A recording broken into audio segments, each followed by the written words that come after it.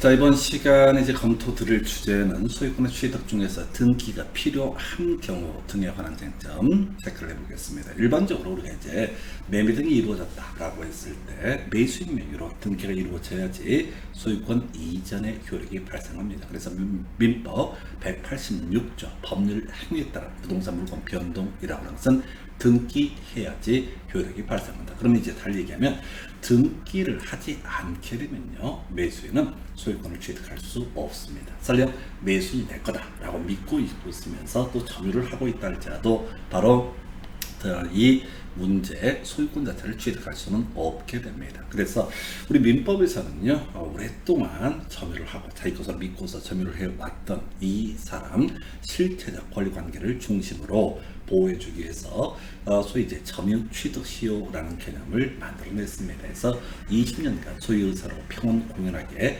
점유한 사람, 이 사람에게는 등기 청구권이라고 하는 것이 발생하게 될 것이고요.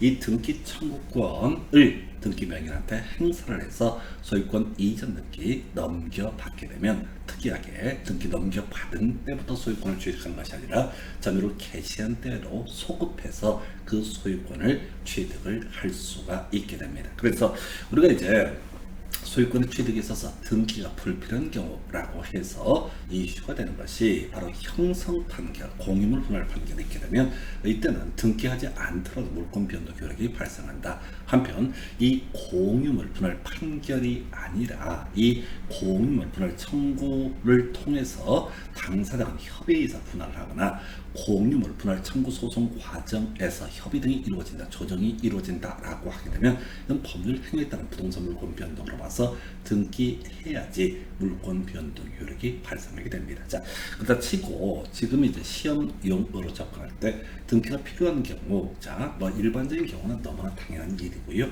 바로 점유 취득 시효라고 하는 거 하나의 쟁점이 되고요. 이 문제는 조금 난이도가 어렵습니다. 다만 우리 앞에 송부했던 점유권이라는 개념도 같이 묶어서 설명을 드리게 됩니다. 그래서 예를 들어서 자, 20년간 소유의 의사로 평온 공연하게 점유한 사람에게 대해서 등기 청구권이라는 것이 발생한다라고 했을 때 우리가 소유의 의사로 하는 점유, 자주점유는 추정되게 됩니다. 그 다음에 평온 공연한 점유도 추정되게 됩니다. 그래서 시효 완성자라고 추정하는 사람은 바로 20년간의 점유가 있다라는 사실만 입증을 하게 되면, 나머지는 상대방이 예를 들어서 자주 점유가 아니다, 평온 공연한 점유가 아니다, 이런 것들을 입증을 해야 됩니다. 그래서 이게 이제 나중에 등기 추정력이라는 주제와도 연계가 될 텐데요. 어찌됐든 간에 지금 이제 소유권 취득 방법 중에서 등기가 필요한 케이스, 바로 점유 취득 시에 관련된 문제 검토입니다. 자, 26회 A형 18번 문제 볼까요? 자, 시효 취득을 할 수 없는 것은, 자, 시효 취득이라고 하는 개념은 이런 식이죠. 20년간 평온 공연하게 또 소유를 세고 점유했을 때 등기 청구권이라는 것이 발생한다라고 말씀을 드렸습니다. 그래서 결론은 뭐냐면은, 자, 20년간의 점유라고 하는 것이 전제가 돼야 됩니다. 그래서 자, 1번하고요 5번 지문을 묶어서 봐야 되는데 이런 식이죠. 갑소유 X 부동산에 대해서 을과 매매 계약이 체결되고 을이 잔금을 지급했습니다. 근데 갑동무식, 을동무식에서 을 명의로 소유권 이전 등기가 넘어가지 않았습니다. 그럼 현재 소유자는 갑이 되게 됩니다. 근데 우리 법에 따르게 되면 을이라는 사람이 20년간 소유의 의사로 평온 공연하게 점유하면 등기 청구권이라는 것이 발생되고요. 이 사람을 우리는 시효 완성자라고 부르게 됩니다. 이 사람이 등기 명의를 상대로 자, 시효 완성을 원인으로 하는 소유권 이전 등기 청구 소송을 제기를 하게 되면은 이제 법원에서 인정이 됐다라고 했을 때 등기 넘겨줘야 되고요. 우리 등기법 공부할 때 이행 판결이 있게 되면 승소한 등기 권리자 단독으로 등기 신청할 수 있다. 이런 것들도 등기법이랑 연계가 되어 있습니다. 이때 소유자는 누군지 따지지 않습니다. 그 사람이 설령 성명 불상자라고 할지라도 또 국가지자체라고 할지라도 시효 취득이라고 하는 것이 가능하게 됩니다. 물론 우리가 이제 국유재산, 공유재산, 국공유재산이라고 하는 것은 행정재산, 일반재산, 보전재산 이렇게 세 개로 대변해 보는데, 행정재산이나 소위 보전 재산 등은 사적 거래가 안 됩니다. 그러나 일반 재산은 국유지, 시유지 불하할 수 있는 사안입니다. 그래서 이 사람이 을이라는 사람이 주장하는 거죠. 국유지, 시유지라고 하는 것을 20년 전에 내가 불화를 받았다. 등기만 넘겨받지 않았고 그 사이에 20년간 소유연사로 평온공연하게 점유했다. 그러니까 등기 넘겨달라라고 하는 거 이거 가능하다 이런 얘기고요. 자, 지상권이라고 하는 것. 자, 뒤에서 공부하겠지만 지상권이라고 하는 것은 지상권 설정 계약과 지상권 설정 등기라고 하는 것이 있어야지 지상권은 성립하게 됩니다. 그런데 어떤 토지에 대해서 자, 건물 소유나 수목 소유, 공작물 소유 등의 목적으로 지상권 설정 계약을 체결을 해놓고 법을 잘 몰라서 지상권 설정 등기를 안 한 상태에서 20년간 평온공연하게 점유를 해왔다라고 한다면 이 사람은 20년 지났을 때 지상권 설정 등기 해달라라고 하는 것을 주장을 할 수 있습니다. 그러면 이제 시효 완성을 원인으로 해서 토지 소유자는 지상권 설정을 해줘야 됩니다. 자, 계속되고 표현된 지역은 마찬가지 노동자죠.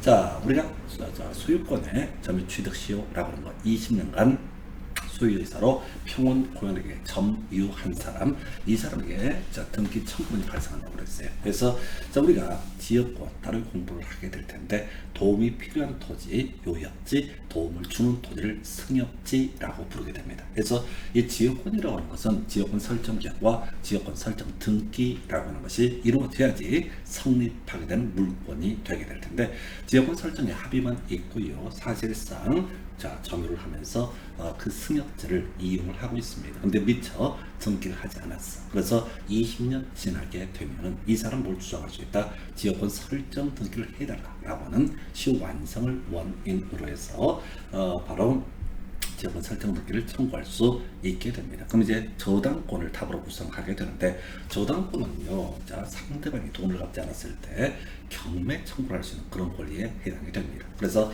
저당권자가 점유를 하지는 않죠. 우리가 은행에 담보대출, 주택담보대출을 받습니다. 그렇다고 해서 은행 직원이 와서 그 주택을 이용을 하거나 점유를 하거나 하는 것은 아니죠. 그래서 저당권이라고 하는 개념은 점유를 전제로 하는 권리가 아니기 때문에 20년간 평온공연하게 점유라는 개념이 있을 수가 없어요. 그래서 저당권이라고 하는 것은 시효 취득이라고 하는 것이 인정되지 않는다. 이런 논리죠. 해서 26회 A형 18번 문제 정답은요, 바로 2번 이렇게 정리합니다.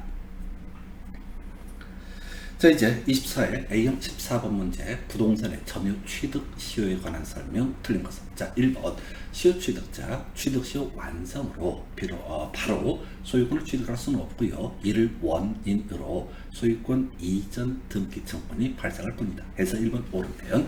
2번 시효 취득자의 점유가 계속되는 동안 이미 발생한 소유권 이전 등기 청구는 시효로 소멸하지 않는다. 이게 무슨 얘기냐면 우리가 이제 갑소유의 X 부동산에 대해서 을과 매매 계약을 체결하게 됩니다. 그러면요, 을이라고 하는 사람은 갑에게 등기 청구권이라고 하는 것을 가지게 됩니다. 그런데 이 을의 등기 청구권이라고 하는 거, 매수의 등기 청구권이라고 하는 거 아무 때고 생각나면 행사할 수 있는 것이 아니라 소멸시효 10년의 시효에 걸리게 됩니다. 자, 그런데 을이라는 사람이 이 X 토지에 대해서 점유를 계속하고 있다라고 한다면 10년이 경과된다라고 할지라도 시효 완성으로 소유권 이전 등기 청구권 시효로 소멸하지 않게 됩니다. 그럼 이제 20년간 소유자로 평온공연하게 점유한 이 사람의 입장에서는 이런 경우가 가능합니다.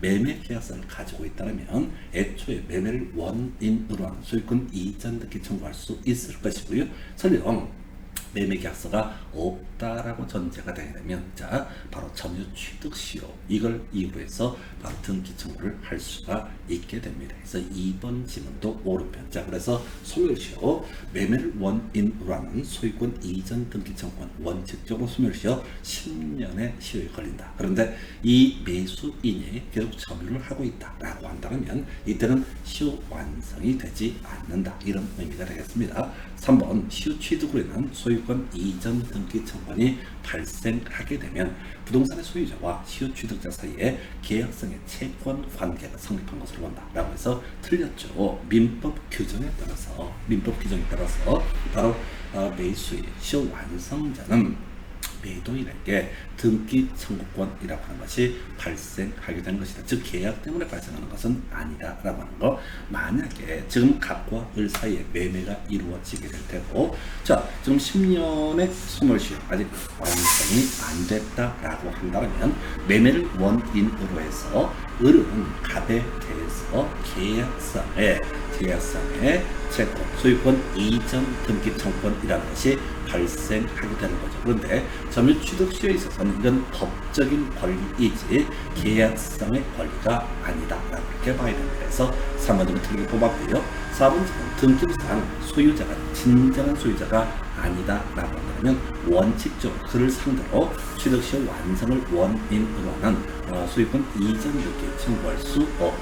오르면 되겠습니다. 그래서 뭐 이런 식의 논리구조죠. 지금 갑이라고 하는 사람이 소유하고 있는 이 부동산이라고 하는 거, 요걸 가지고요. 자, 을이 매매를 통해서 점유를 시작을 했습니다. 그리고 세월이 흘러서 20년간 소유의 의사로 평원 공인에게 점유를 했다. 자, 근데 20년 가기 전에 19년째에 어떤 이유로 인해서 병이라고 하는 이 사람에게 자 등기만 명의신탁 등을 통해서 넘어가게 된다. 그럼 이제 원칙적으로는요 20년이 되는 그 시점에서 등기 명의를 상대로 시효 완성자가 소유권 이전 등기라는 것을 청구할 수 있습니다. 원래대로는 병이 되어야 되는데 어떤 이유로 인해서 이 사람이 진정한 소유자가 아니다 라는 것이 입증되게 되면 이 사람한테는 등기 청구권 행사할 수 없을 테고요. 자, 을의 입장에서는 병명의 무효의 등기에 대해서 말소 등기 청구를 하게 될 거고, 그래서 갑에게 회복이 되게 되면 이때 을은 갑을 상대로 뭘 한다? 바로 시효완성을 원인으로 하는 소유권 이전 등기라고 하는 것을 청구한다. 이런 논리 구조가 되겠습니다. 4번 질문이요. 5번 질문이요. 취득시효 완성 후 시효취득자가 소유권 이전 등기 절차 이행에 소를 제기했습니다. 자, 바로 시효 완성을 원인으로 나에게 소유권 이전기를 넘겨달라고 이렇게 소송을 제기했어요. 그런데 이 상대방의 소유를 인정하여 합의로 소를 취했을 때 이것은 소위 시효이익의 포기다라고 해서 이게 뭔 소리냐면 을이 갑을 상대로 해서 시효 완성을 원인으로 하는 소유권 이전기를 청구 소송을 제기를 했습니다. 그런데 갑이 자, 이게 내게 소유가 아니다 라고 하는 것을 소송 과정에서 합의를 합니다. 갑과. 그래서 갑의 소유다 라고 하는 것을 이미 한번 합의를 하게 되면 나중에 가서 아니야, 자, 이 갑이 개뻥쳐서 내가 잠시 법원에서 깜빡했어, 잘못한 얘기야, 그 이런 것들 뒤로 되돌릴 수 없다, 이런 얘기가 되겠습니다. 그래서 24회 A형 14번 문제 정답은 3번 이렇게 정리합니다. 자, 30회 A형 15번 문제 확인하겠습니다. 점유 취득 시에 관한 설명, 옳은 것은 해서, 자, 이 부동산에 관한 악의의 무단 점유 취득 시의 기초인 자주 점유로 추정된다. 그래서 우리 점유권 파트에서 공부하실 때 기본적으로 점유라고 하는 것은 소유의 의사로 하는 점유, 자주 점유로, 자, 이렇게 가야 되는구나. 어떤 점유가 자주 점유냐, 타주 점유냐라고 하는 것이 문제가 됐을 때 이것을 권리를 취득하게 된 권원의 객관적 성질에 따라서 자주 점유 여부를 판단합니다. 그런데 이게 너무 오래돼서 애매하다. 그러면 기본적으로 자주 점유로 추정됩니다. 근데 우리 점유권 할 때 설명드렸던 것처럼 이 자주 점유 추정이 깨어지는 건 딱 한 가지, 무단 점유, 악의의 무단 점유라고 하는 것은 자주 점유 추정을 깨뜨리는 원인이 됩니다. 우리가 점유권 공부할 때 그런 얘기를 했었죠. 자, 어떤 자주 점유를 주장하는 자가 어떤 논거를 제시했는데 그게 사실과 부합하지 않는다라고 할지라도 자주 점유 추정이 깨어지는 것은 아니다. 즉 자주 점유 추정이 깨어지는 딱 한 가지, 무단 점유라고 하는 것은 자주 점유의 추정이 깨어지게 된다 해서 1번 틀리게 뽑았고요. 2번 집합 건물의 공용 부분은 별도로 시효 취득의 대상이 되지 않는다라고 해서 요걸 이제 옳게 구성을 했고요.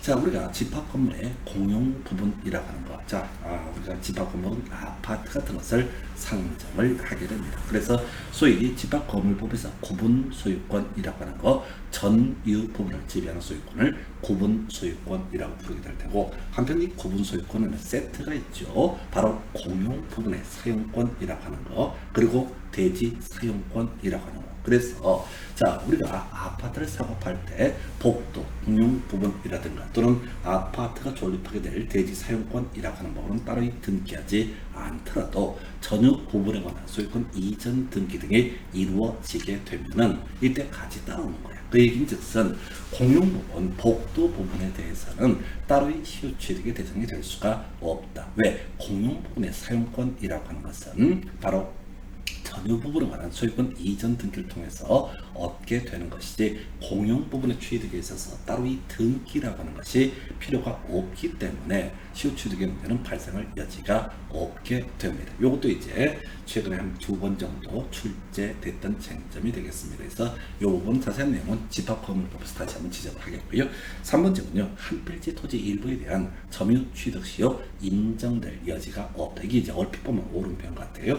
우리가 등기법을 공부할 때, 옛날에 이제 등기법 공부할 때는 그런 얘기를 합니다. 소유권이라고 하는 것, 토지 일부에 대해서는 기본적으로 인정되지 않는다. 맞습니다. 자, 특정할 수 없기 때문에 토지 일부에 대한 소유권은 원칙적으로 인정되지 않게 됩니다. 근데 이제 3번 지문의 취지는 이런 식이에요. 토지가 이렇게 두 개가 있었는데, 자, 어떤 사람이 건물 지을 때 경계를 좀 넘어서 가지고요, 20년간 소유의사로 평온공연하게 어떻게 한다? 점유를 해왔다 라고 한다면, 이 경계선을 넘은 부분에 대해서 이 사람 뭘 주장할 수 있다? 점유 취득 시효라는 것을 주장할 수 있다. 물론 이 사안은 원래 토지가 한 필지였는데 갑이라는 사람이 소유하고 있었어요. 그런데 이 사람이 A 필지와 B 필지로 필지를 나누면서, 자, B 필지를 을에게 판 거야. 그런데 을이라는 사람이 그때 측량이 잘못됐는지 어땠는지 A 토지 일부까지 점유해서 주택을 지어버린 사안이었다 라고 한다면,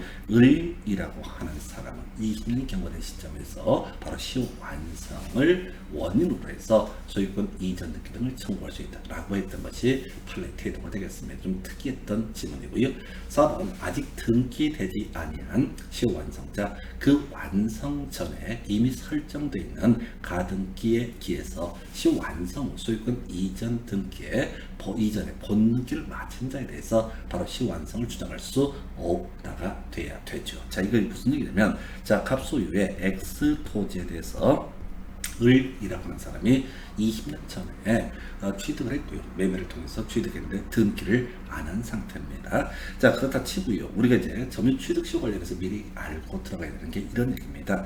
만약에 이 시효 완성자가 20년간 소유 의사로 평온 공연하게 점유해서 등기 청구권이 발생한 상태에서 딱 20년 동안, 지금 등기 청구권 발생했습니다. 근데 20년 지나서 갑이라고 하는 사람이 병에게 소유권 이전 등기를 해주게 되면, 이 시효 완성자는 병을 상대로 시효 완성을 원인으로 하는 소유권 이전 등기 청구할 수 없습니다. 무슨 얘기냐? 바로 시효 완성자의 권리라고 하는 것도 중요하지만은 당연히 등기부를 보고 새롭게 20년 후에 새롭게 권리관계를 맺은 이 사람도 보호할 필요가 있게 되는 것이죠. 그래서 결과적으로 시효 완성자 입장에서는 딱 20년 되는 그 시점에 빨리빨리 최종 등기 명령을 상대로 소유자 시효 완성을 원인으로 하는 소유권 이전 등기라는 것을 청구를 해야 됩니다. 근데 안 하고 있는 상태에서 만약에 을이 점유를 개시한 때부터 21년 차에 병이라는 사람이 이 물건의 소유권 이전 등기를 넘겨받게 되면 더 이상 시효 완성자는 보호를 받을 수 없습니다. 그래서 이 4번 지문의 취지는 다른 거 다 빼버리고 시효 완성 후 본등기를 마쳐서 소유권을 취득한 사람에 대해서는 어떻다? 시효 완성을 주장할 수 없다라고 할 거. 그래서 가등기는 물권 변동 효력이 발생하지 않고요, 본등기가 일반적인 의미의 등기가 됩니다. 그래서 새롭게 권리를 취득한 사람, 이 사람에 대해서는 어떻다? 시효 완성을 원인으로 하는 소유권 이전 등기 청구할 수 없게 됩니다. 5번째는요, 부동산에 관한 압류, 가압류, 자, 점유 취득 시효를 중단시킨다라고 해서, 자, 20년간 소유의사로 공연하게 점유한 사람 시효 완성을 원인으로 해서 소유권 이전 등기 등 청구할 수 있게 됩니다. 등기 청구권이 발생하게 됩니다.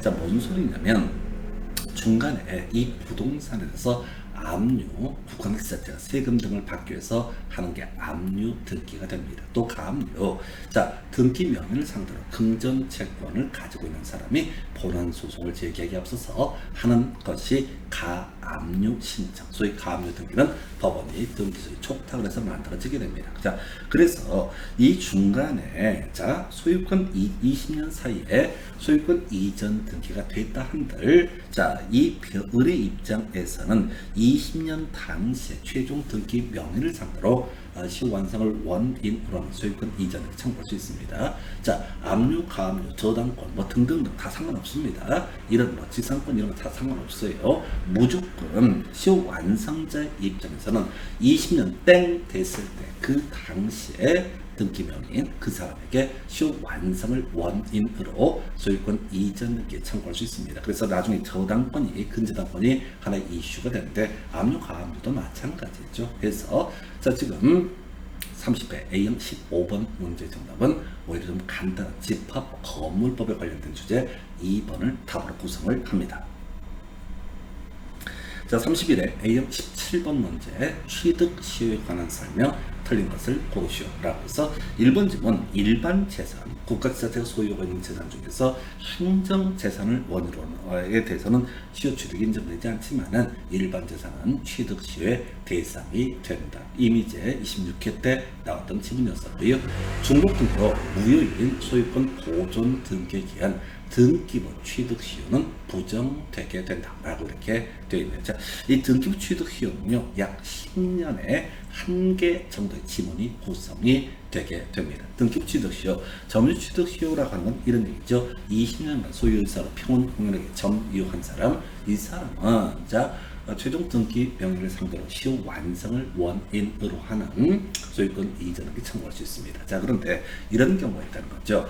자 어떤 사람이 자기 명의로 등기를 했습니다. 예 그러면 이제 아까 우리 점유 취득 시효는 등기를 안 한 상태가 문제가 되는 거고 등기부 취득 시효는 자기 명의로 등기를 했어. 그러면 이제 10년간 자기 명의로 가지고 있으면 등기부 취득 시효라고 하는 것을 주장을 할 수가 있게 됩니다. 그래서 자 애초에 이 등기가 무효는 무효이면 원래 이제 무효인 등기를 할 때도 10년 경과가 되게 되면은 등기부 취득 시효를 주장할 수 있으면 원칙인데 그 무효의 사유가 자 이미 소유권 보존 등기가 하나 돼 있는데 우리 등기부 공부할 때 자 특히 건물에 관한 중복 등기, 후등기 폐쇄 이런 것들을 설명을 드리게 되는데 중복 등기로 인해서 무효가 됐다라고 한다면 이 부분에 있어서는 등기부 취득 시효는 인정되지 않게 됩니다. 일반 수험생 입장에서는 2번 지문이 약간 멘붕 오는 파트. 자, 진짜 딱 10년에 한 문제가 아니라 지문 한 개 정도가 문제가 되는 것이 등기부 취득 시효라는 개념이 됩니다. 3번 지문이요.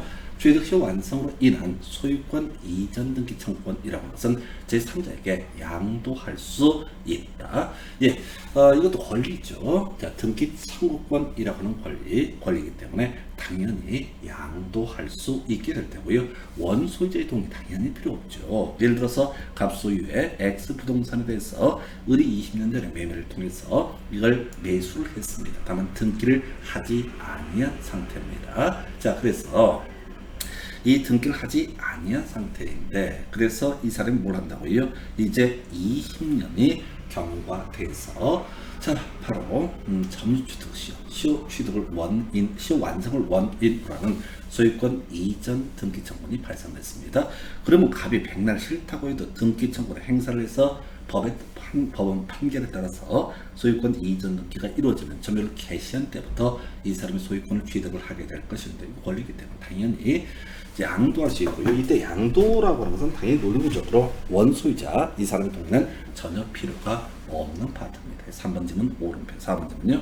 취득시효 완성 후 등기 전에 원소유자가 시효 완성된 토지 저당권을 설정을 했고 등기를 마친 시효 취득자가 피담보 채무를 변제했을 때 원소유자에게 부당이득 방안을 청구할 수 있다. 요거 이제 틀렸죠. 요게 사실은 이제 전통적인 출제 영역 중에 하나가 되게 됩니다. 자, 가볼까요? 자, 지금 갑이라고 하는 사람이 X 토지를 을에게 매도했고 을은 등기를 안 한 상태에서 20년간 소유자로 평등공연하게 점유를 하게 됩니다. 자, 그래서 20년 되는 시점에 갑을 상대로 자, 시효 완성을 원인으로 소유권 이전 등기를 청구를 했어요. 그래서 등기를 넘겨봤는데 어머 19년 차에 이 병이라고 하는 사람이 여기다가 돈을 빌려주고 저당권을 설정했다. 그럼 이제 원래 시효 완성을 원인으로 하는 소유권 이전 등기 청구권 발생하고 소유권 이전 등기를 넘겨받게 되면 점유를 개시할 때 20년 전으로 돌아가서 을은 소유권을 취득을 하게 됩니다. 그러면 이 중간에 있는 저당권은 다 무효가 되게 될 것처럼 보이는데 그러면 이제 사회적으로 큰 혼란이 발생하죠. 내가 병이라고 하는 채권자입니다. 은행입니다. 누가 와서 땅을 담보로 저당권을 설정을 하겠다라고 얘기합니다. 그렇죠. 당연히 이 사람 등기 명의니까 이 사람을 상대로 뭐란다?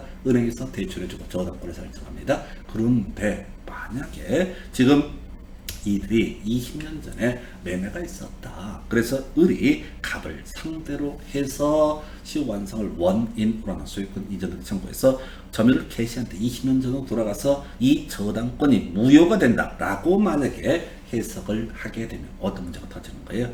은행에서는요 토지 등을 담보로 절대로 대출을 해주지 않습니다. 금융 시스템 자체가 붕괴가 될 우려가 있어요. 그래서 우리 법에서는 만약에 20년 이 사이에 자 점유를 개시하고 나서 20년까지 흐르는 사이에 혹시 만약에 저당권이 있다면 은행을 보호하기 위해서 이 저당권은 유효한 것으로 해석합니다. 논리가 안 맞죠? 자, 을이 시효 완성을 원인으로 소유권 이전 등기 청구해서 권리를 취득하게 되는 게 점유를 개시한 때라고 그랬어. 그럼 중간 다 무효가 되어야 될 것처럼 보이는데 자, 바로 금융기관을 보호하기 위해서 근저당권은 유효한 것이고요. 그럼 결과적으로 을이라고 하는 사람은 이렇게 시효 완성을 원인으로 해서 등기 청구를 행사를 하게 되면 근저당권 등이 있었다라고 한다면 저당권이 있었다라고 한다면 그걸 떠안고서 점유를 개시한 때부터 소유권을 취득하는 이런 식으로 우리 판례에서는 법률 관계를 해석을 하게 됩니다. 그래서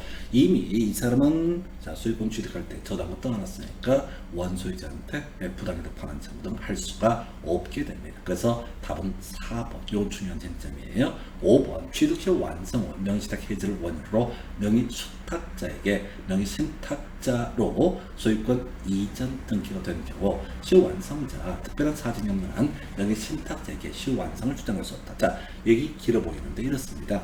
자 지금 시효 완성을 원인으로 해서 소유권 이전 등기 청구는요 점유를 개시한 때부터 20년 그 시점에 등기 청구권이 발생합니다. 근데 제가 말씀드릴 때 만약에 20년 후에 소유자가 바뀌었다라고 한다면 바뀐 소유자를 상대로는 어떻다? 등기 청구 행사를 할 수가 없게 됩니다. 그래서 지금 얘기를 보니까 명의신탁 부동산 실명법에서 예외적으로 유효가 될 수 있는 경우들이 있죠. 자, 주로 이제 조세 포탈 등을 목적으로 하지 않는 배우자 사이의 명의신탁이라고 하는 것은 제한적 유효 이렇게 갑니다. 유효이기 때문에 해지라고 하는 것도 가능해요. 그래서 지금 갑이 신탁자 맡겨두는 사람이죠. 을이 수탁자 맡아둔 사람이야. 자, 그런데 지금 이 수탁자가 병한테 자 매매를 하게 됩니다. 그리고 병 명의로 등기가 안 넘어갔어요. 그리고 병은 20년간 소유 의사 평온 공연하게 점유해서 등기 청구권이 발생해서 을을 상대로 뭘 주장할 수 있다? 바로 을을 상대로 해서 소유권 이전 등기를 청구할 수가 있을 텐데 어머 하필이면 20년 되고 나서 을에서 갑으로 소유권이 이전되고 그랬다. 그럼 이제 사연이야 어찌됐든 간에 물론 이제 적극가담에 대한 특수한 관세적 법률행위로서 무효가 되는 건 별개의 문제로 소유자가 바뀌어버렸으니까 바뀐 소유자에 대해서는 어떻다? 등기 청구 즉 시효 완성을 주장할 수 없게 된다. 이런 논리 구조가 되겠습니다. 그래서 31회 A형 17번 문제 정답은 4번 이렇게 정리합니다. 자 25회 A형 14번 문제 자 A는 B의 X 토지를 매수해서 92년도 2월 2일부터 등기 없이 2014년 현재까지 점유하고 있다라고 되어 있는 거에서 B의 X 토지에서 A가 20년 넘게 점유를 한 겁니다. 자, 92년도니까 2002년, 2012년 하게 되면 20년이 완성이 됐는데 A라고 하는 사람이 지금 이제 22년째 점유를 하고 있습니다. 그럼 이제 중간에 20년 지난 상태에서 B가 소유권을 제3자에게 넘기지 않았다는 전제가 쌓이게 되면 A라고 하는 사람은 B를 상대로 시효 완성을 원인으로 하는 소유권 이전 등기 청구할 수 있게 됩니다. 자, 질문 한번 볼까요? 더 옳은 것을 고르시오 라고 해서 1번 A의 B에 대한 매매를 원인으로 하는 소유권 이전 등기 청구권 10년 지난 계약 체결하고 10년 지난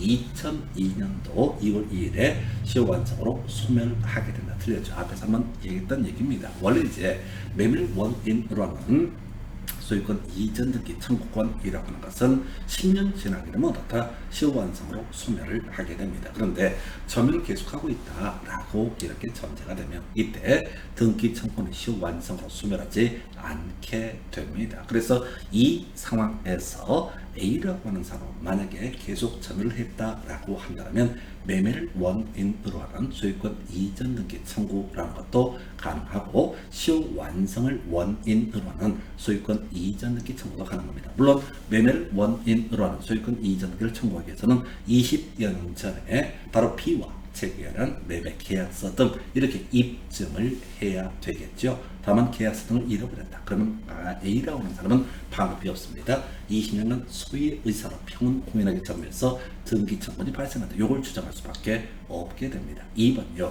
A가 매매를 원인으로 점유를 개시하였음을 증명하지 못하게 되면 그 점유는 타주 점유로 본다 해서 우리가요 자주 점유는 추정되는 것이고요. 그 얘기는 자 반대편에서 타주 점유를 입증을 해야 됩니다. 또 하나가 평온 공인한 점유도 추정되게 됩니다. 그래서 자 지금 A라고 하는 사람이 계약서 등을 제시하지 못한다라고 할지라도 이게 번원의 성질이 불분명하다라고 한다면 자주 점유로 추정되고요. 자주 점유의 추정이 깨지는 것은 무단 점유 요 하나만 인정됐던 바가 있습니다. 그래서 2번 질문도 틀렸고요. 3번 C라고 하는 사람이 2010년 9월 9일 X토지를 B로부터 소유권을 취득합니다. 그럼 이제 시기를 봐야 돼.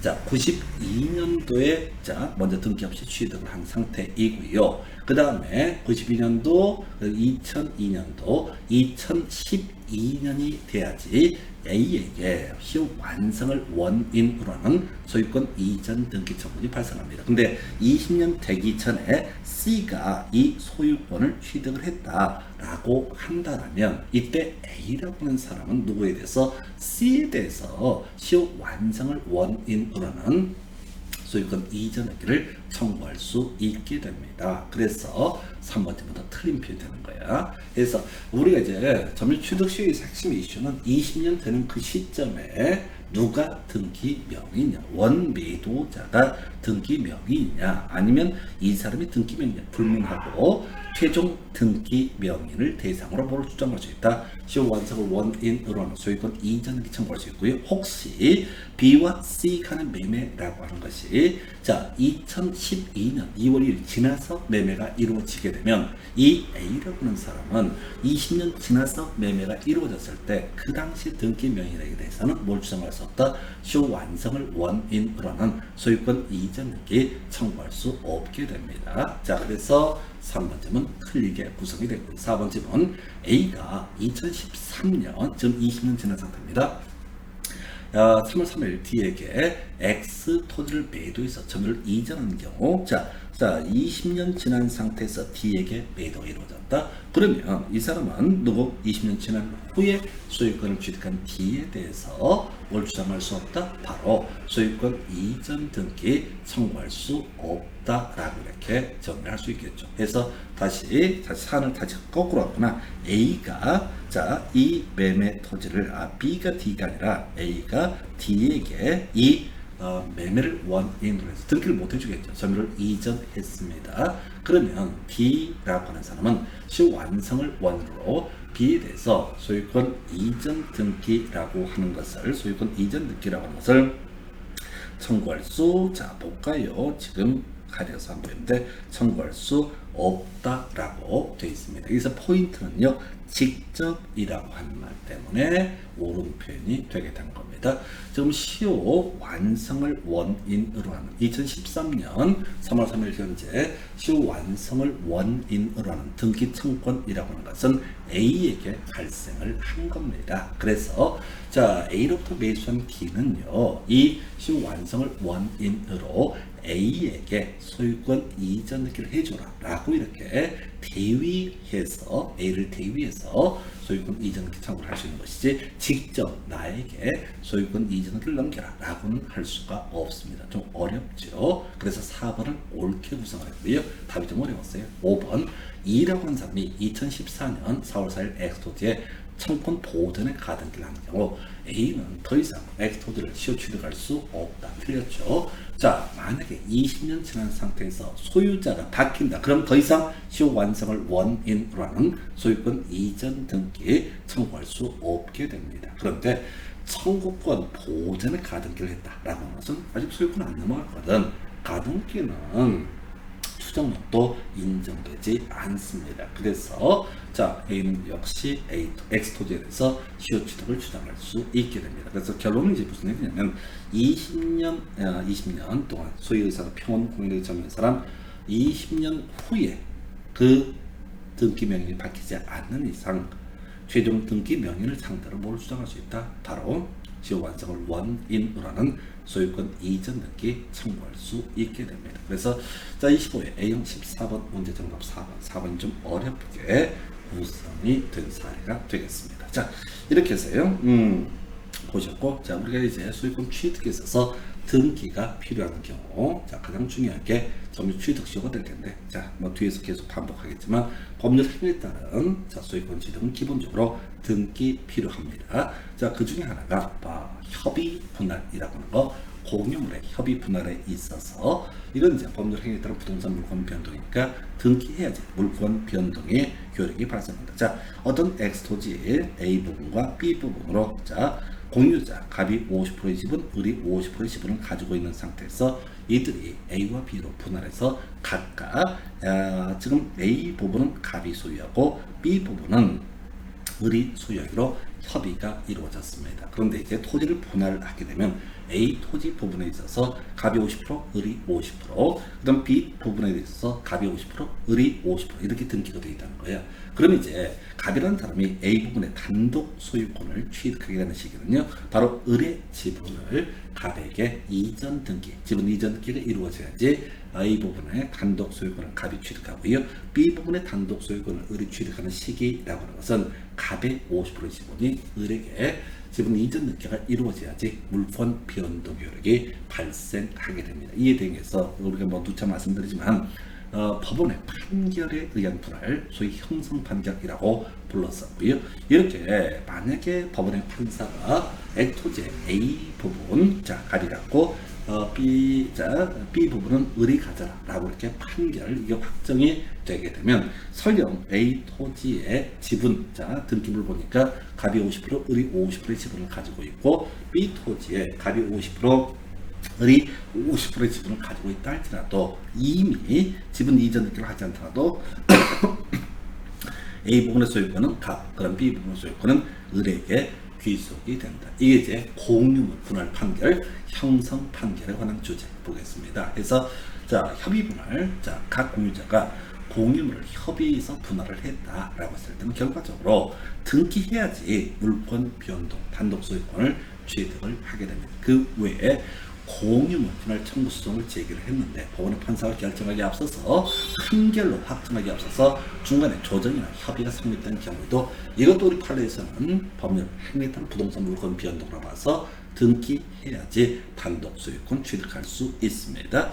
자, 이행 판결, 자 매매 계약을 체결하고 나서요 매도인 등기를 넘기지 않는다. 또 매수인이 등기를 가져가지 않는다라고 했을 때 매수인의 입장에서 매도인을 상대로 소유권 이전 등기 청구 소송을 제기할 수 있을 테고요. 매도인의 입장에서는 매수인을 상대로 빨리 등기 가져가라라는 소송을 제기할 수 있습니다. 자, 그래서 우리 형성 판결에 있어서는 등기 없이도 물권 변동 효력이 발생하는 데 비해서 갑은 을에게 소유권을 이전하라 이런 식의 이행 판결이라고 하는 것은 결과적으로 이행 판결에 있어서 즉 뭐죠? 승소한 등기 권리자 혹은 승소한 등기용자가 단독 신청을 통해서 등기가 이루어져야지 물권 변동의 효력이 발생하게 됩니다. 이렇게 보시고요. 자, 중요 쟁점 바로 점유 취득 시효 등기 필요한 경우 중에서 중요 쟁점 점유 취득 시효 살펴보겠습니다. 해서 자 20년간 소유의사로 평온 공연하게 점유하게 되면 시효 완성자가 되고요. 이 사람에게는 등기 청구권이라는 것이 발생되게 됩니다. 자, 중간에 만약에 이제 이 등기 청구권이라고 하는 것이 발생하면 자 20년 당시에 최종 등기 명인 이 사람을 상대로 시효 완성을 원인으로 하는 소유권 이전기를 청구할 수 있게 됩니다. 자, 그래서 소유권 취득하는 시기가 언제? 자, 내용 보니까요. 시효 완성자의 등기 청구권 행사가 있게 됩니다. 시효 완성 당시 등기 명의는 소유권 이전 등기를 해줄 법적 의무를 진다. 다음 주의하시 이렇게. 자, 이 등기 명의인이 20년 후에 소유권을 취득했다라고 한다면 이 사람은 등기 청구권의 상대방이 될 수 없다라고 하는, 즉 이 점유 취득 시효의 시효 완성자는 무소불위 권력을 갖고 있는 것이 아니라 20년 딱 되는 그 시점에 빨리빨리 딱 자, 등기 명의 바뀌기 전에 시효 완성을 원인으로 소유권 이전기 청구를 해야지 소유권을 취득할 수 있습니다. 자, 결과적으로 등기해야지 그 소유권 취득할 수 있고요. 다만 그 소유권은 점유를 개시한 때에 소급하게 된다. 이렇게 가는 거죠. 자, 31회 때 나왔던 주제고요. 31회 때는 저당권이라는 표현을 썼었고요. 저는요, 점유를 개시한 때부터 시효 완성에 따라 소유권을 취득한다라고 하게 되면 중간에 있는 등기는 다 무효가 될 것처럼 보여지는데 우리가 경제질서의 안정을 위해서 저당권이 있는 상태에서 시효 취득을 하게 되면은 이 시효 완성자는 저당권을 떠안은 상태에서 소유권을 취득을 하게 됩니다. 그래서 이 중간에 이루어졌던 근저당권 또는 저당권 설정 등기는 유효한 것이고요. 그래서 결과적으로 경매로 이게 넘어가지 않게 하려면 시효 완성자 현 소유자가 뭘 해야 된다? 채무를 변제해야 될 테고요. 그렇다고 해서 바로 최종 등기 명령에 대해서 부당이득 반환 청구 등은 할 수가 없다라고 하는 거. 그래서 이게 이제 이 점유 취득 시효라고 하는 것은 권리 위에 잠자는 자 보호받지 않는다라고 하는 이 법률상 명제를 실현시킨 거죠. 그래서 실질적으로 현재 권리를 행사하는 사람, 이 사람이 시효 완성자가 되게 되는 거죠. 다만 자 뭐라고요? 무한대로 보호를 하는 것은 아니다라는 의미. 그래서 근저당권 또는 저당권이 있었다면 그걸 있는 상태에서 유효하게 그걸 인정하면서 점유를 개시한 때부터 소유권을 취득하게 된다. 이렇게 해석을 합니다. 자, 그 다음에 이제 중간에 제3자가 취득하는 경우가 있습니다. 제일 중요한 이슈는 20년 지나서 소유권 취득, 제3자로 소유권이 넘어갔을 때가 문제가 되게 됩니다. 무슨 얘기냐면 20년 전에 제3자로 소유권 취득이 있었다면 20년 당시 등기 명의를 상대로 소유권 이전 등기 청구할 수 있습니다. 그래서 이 제3자 취득이라고 하는 것은 무슨 얘기냐?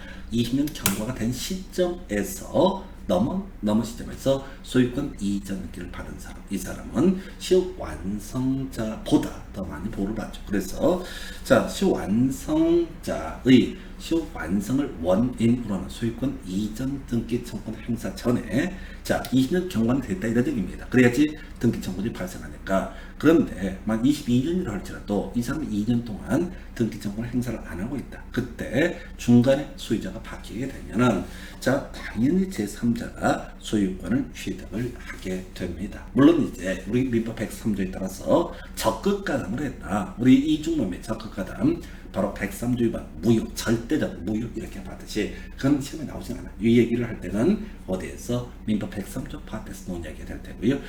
또 하나가 등기 명의 시효 완성 사실을 알면서 제3자에게 소유권을 이전했다라고 하더라도 제3자는 일단은 소유권을 취득할 수 있고요. 다만 이 시효 완성된 등기 명의인에게 손해배상 등을 청구할 수 있게 됩니다. 그래서 자 우리가 지금 점유취득시효라는 개념을 설명을 드렸는데요. 여기 이제 그러면서 점유를 계속하고 있다면 매매를 원인으로 한 등기 청구는 시효 완성으로 소멸하지 않는다. 이런 것들이 몇 가지가 될 수가 있겠습니다. 자 그래서 지금 소유권의 취득 중에서 등기가 필요한 케이스 관련해서 이슈가 되는 주제 점유취득시효라는 주제 설명을 드렸습니다. 잠시 그러다가 이제 소유권의 내용 등에 대해서 설명드리겠습니다.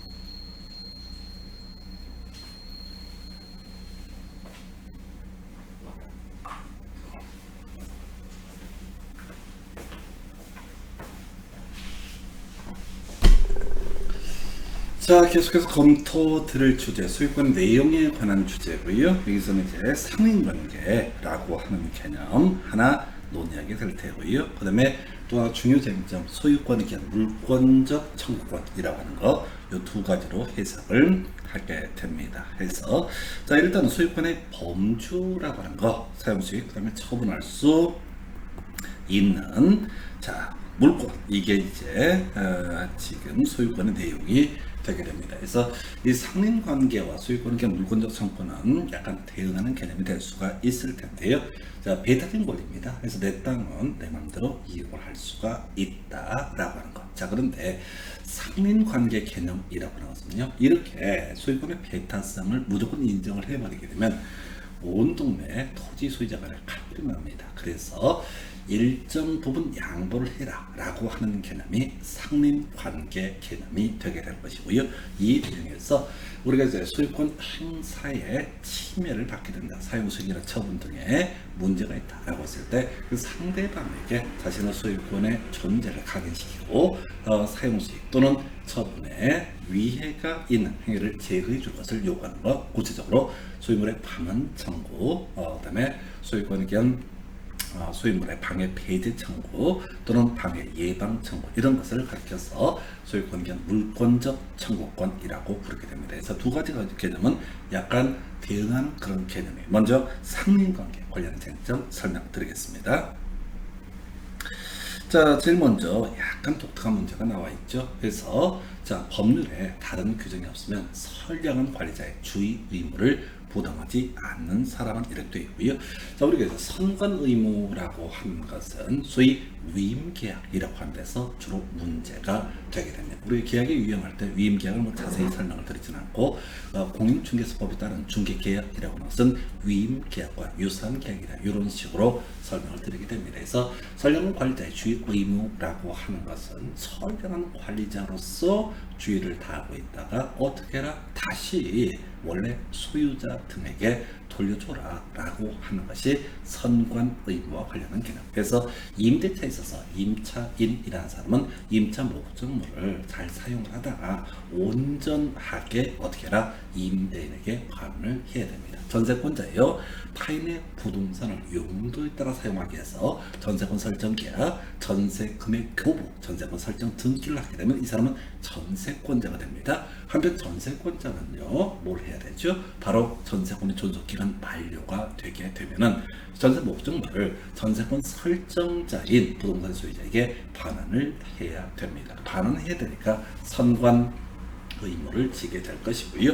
유치권자, 자, 그 채권과 점유하고 있는 목적물 간의 결련성을 전제로 해서 그 채무를 변제하기 전까지 목적물의 인도를 원칙적으로 거절할 수 있는 권능을 유치권이라고 부르게 됩니다. 그래서 유치권이 발생하는 건 나중에 그런 얘기 나오죠. 바로 두 가지 비용 상환 청구권, 임차인의 비용 상환 청구권이라고 하는 것이 하나가 이슈가 되게 됩니다. 그래서 자, 임차인 권리 앞에서 공부하실 때 크게 세 가지 지상물의 매수 청구, 이건 어디서 문제가 됐었죠? 토지 임대차에서. 자, 건물 임대차에서 문제가 될 수 있는 것이 부속물의 매수 청구. 자, 그 다음에 이제 비용 상환 청구권이라고 해서 필요비 상환 청구권, 유익비 상환 청구권 이런 게 있었습니다. 그래서 임대차에서 임차인이라고 하는 사람 특약이 없는 한, 즉 비용 상환 청구권을 배제하기로 하는 특약이 없는 한 이 임차인은요, 임대인에게 비용 상환 청구권을 주장할 수 있고요. 임대인이 비용을 상환하기 전까지 그 임차 목적물의 인도를 임대인에게 거절할 수 있는 권리, 이게 유치권이라고 하는. 물론 이제 도급계약이라고 해서 건물 하나 지어다오 라고 해서 공사를 발주했습니다. 그래서 공사를 진행한 사람이 공사대금 채권을 가지고 있는데 건물주가 공사대금을 지급하지 않게 되면 공사대금을 지급할 때까지 바로 그 건물의 인도를 거절할 수 있는 권, 이걸 우리가 유치권이라고 부르게 됩니다. 그래서 유치권은요, 돈 받게 되면은 그 채무자에게 목적물을 자 정상적으로 돌려줘야 됩니다. 그 다음에 점유 매개 관계에서 직접 점유자, 우리가 이제 직접 점유와 간접 점유 이런 식으로 설명드렸었죠. 갑소유의 X 부동산에 대해서 을이라는 사람이 임대차 계약을 통해서 임차인이 되게 됩니다. 자, 그럼 이제 실질적으로 이 부동산을 점유하고 있는 사람, 이 사람을 우리는 뭐라고 한다? 직접 점유자라고 부르게 될 테고요. 임대인을 간접 점유자. 좀 더 들어가 볼까요? 자, 병이라는 사람이 을과 전대차 계약을 통해서 전차인이 되게 되면 이 부동산을 점유한 사람은 자, 병이 직접 점유니까 병이 직접 점유자, 이때 갑이나 을은 간접 점유자가 되게 됩니다. 그래서 임대차도 그렇고 뭐 지상권도 그렇고 전세권도 마찬가지인데 어찌됐든 이 직접 점유자는 임대차 기간이 만료가 되면 전대차 기간이 만료가 되면 임차인에게 온전하게 방어해야 되고요. 임대차 계약에 있어서 임차인은 임대차 기간이 만료가 되면 임대인에게 온전하게 반환을 해야 됩니다. 그래서 소유권이라고 하는 것은 나중에 소유권을 가지고 있다라고 하는 것은 누구한테 목적물을 돌려주거나 이럴 의무가 없죠. 그래서 선관 의무와는 관련이 없다라고 해서 좀 위치가 독특한데 바로 29회 A형 19번 문제 정답은 4번 이렇게 정리를 합니다. 자, 이제 24A형 13번 문제 검토해 보겠습니다. 주의 토지 통행권에 관한 설명. 옳은 것은 이렇게 되어 있죠. 자, 두 개의 토지가 있습니다. 하나의 토지가 맹지라고 전제해 보겠습니다. 그래서 A라는 토지가 있고 B라는 토지가 있다.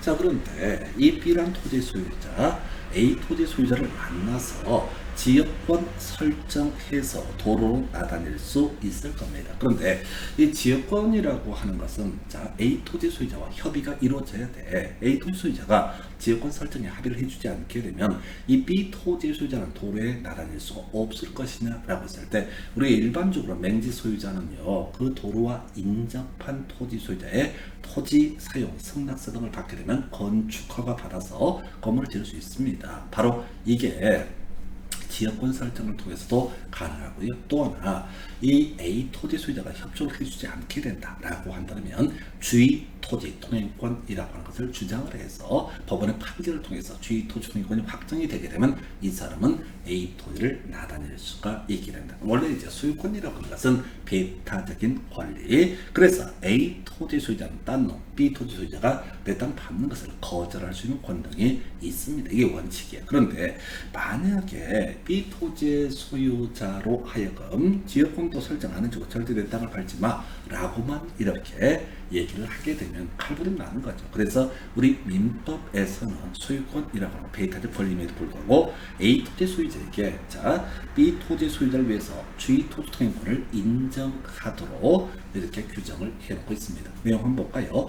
주의 토지 통행권자 담장과 같은 축조물이 통행에 방해가 되더라도 그 철거를 청구할 수 없다라고 해서 소유권의 한 내용으로서 주의 토지 통행권이 법원의 판결에 의해서 확정되게 됩니다. 그럼 B 토지 소유자는 이 A 토지를 나다닐 수 있는 권리가 있어요. 독자적인 물권은 아닙니다. 그냥 B 토지의 소유권에서 파생되는 주의 토지를 통행할 권리가 발생을 하게 됩니다. 이건 법원의 판결에 따라 확정이 되는 거예요.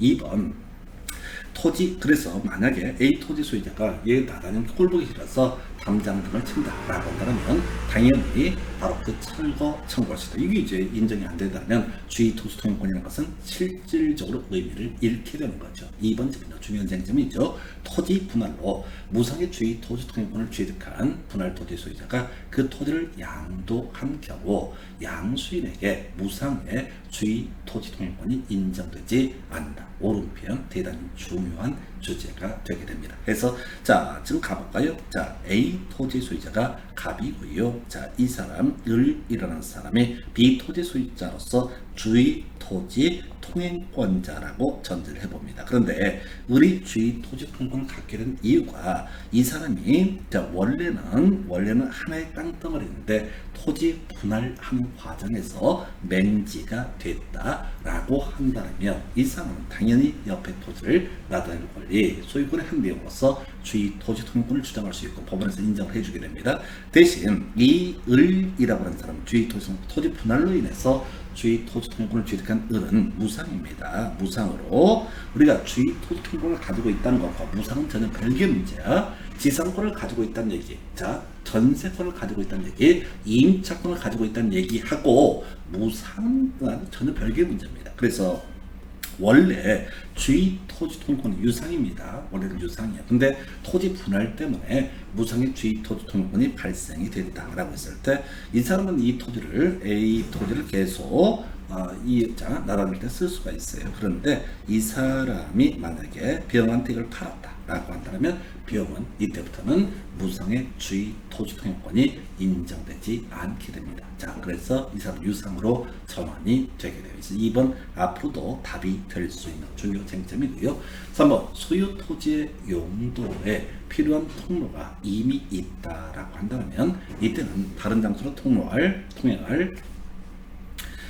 지금 이제 권리가 인정된다 해서 트랙이 뽑았죠. 그래서 이쪽에 도로가 있어. 근데 굳이 이쪽으로 가고 싶다. 이러한 주의 토지 통행권은 인정되지 않습니다. 그래서 여기서 키워드 더 편리하다라고 했을 때 주의 토지 통행권이 인정되지 않고요. 4번째는요, 기존의 통로가 있으면 그것이 당의 토지 이용에 부적합해서 실제 통로로서 충분한 기능을 하지 못한다라고 했을 때 주의 토지 통행권은 인정되게 됩니다. 자, B 토지에서 도로까지 가는 길이 있어. 그런데 너무 너무 좁아. 한 50cm밖에 안 돼. 그래서 자동차도 나다닐 수 없고 사람도 나다니기가 너무 힘들어. 그래서 실제 통로로서 충분한 기능을 하지 못하고 있다면 이때 옆으로 통로가 있음에도 불구하고 주의토지통행권 인정되게 됩니다. 그래서 이런 경우고요.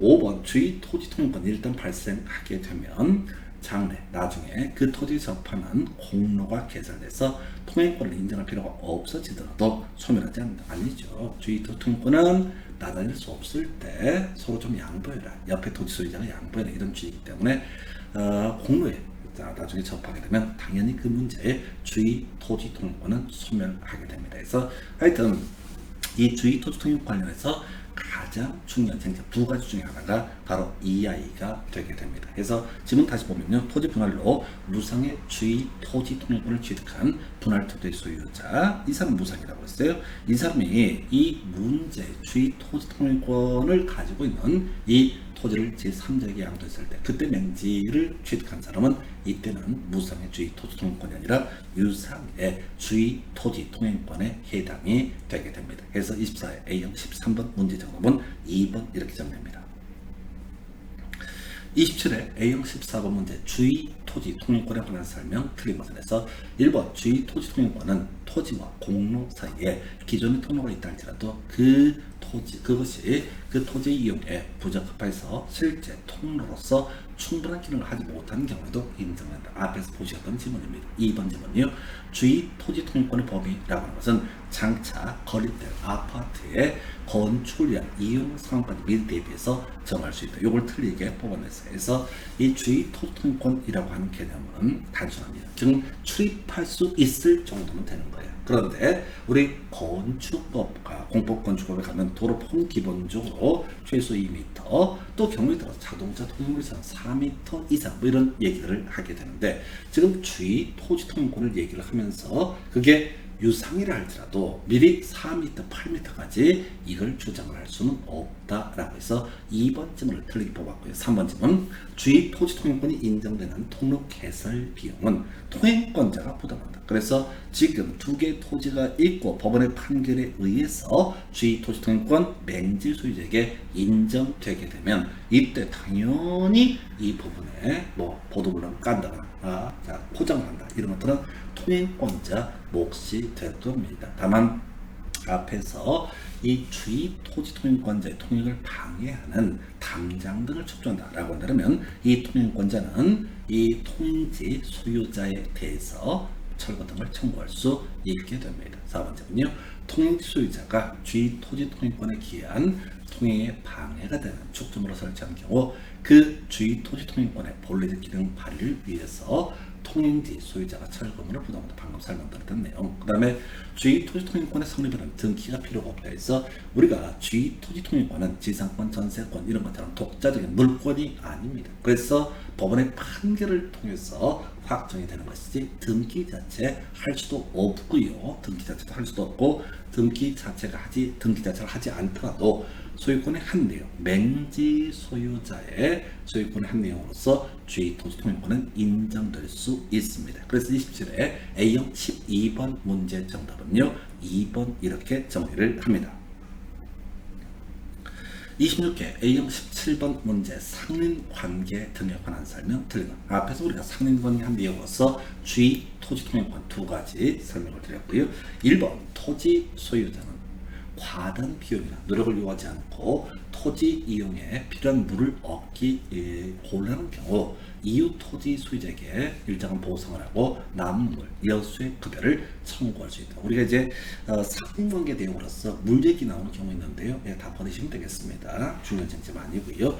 2번 갑과 을이 공유하는 토지가 갑의 토지와 을의 토지로 분할됨으로 인해서 갑의 토지가 공로에 통하지 못하게 된 경우. 자, 이 사람은 이제 토지 분할 때문에 뭐가 발생한다? 주의 토지 통행권이 발생을 하게 될 테고요. 갑은 공로에 출입하기 위해서 을의 토지를 통행할 수 있으나 을에게 보상할 의무는 없다라고 해서 무상의 주의 토지 통행권을 가지게 된다. 근데 만약에 갑으로부터 그 맹지를 매수를 한 사람은 유상의 주의 토지 통행권을 가지게 됩니다. 3번째는요. 서로 인접한 토지에 통상의 경계표를 설치하는 경우 측량 비용을 제외한 설치 비용은 면적에 비례해서 부담한다라고 해서 설반측비 이렇게 외우시게 됩니다. 설반측비라고 해서 자, 우리 담장의 설치 등 관련해서 설치 비용은요 달리 확장을 하지 않게 되면 절반씩 부담을 하고요.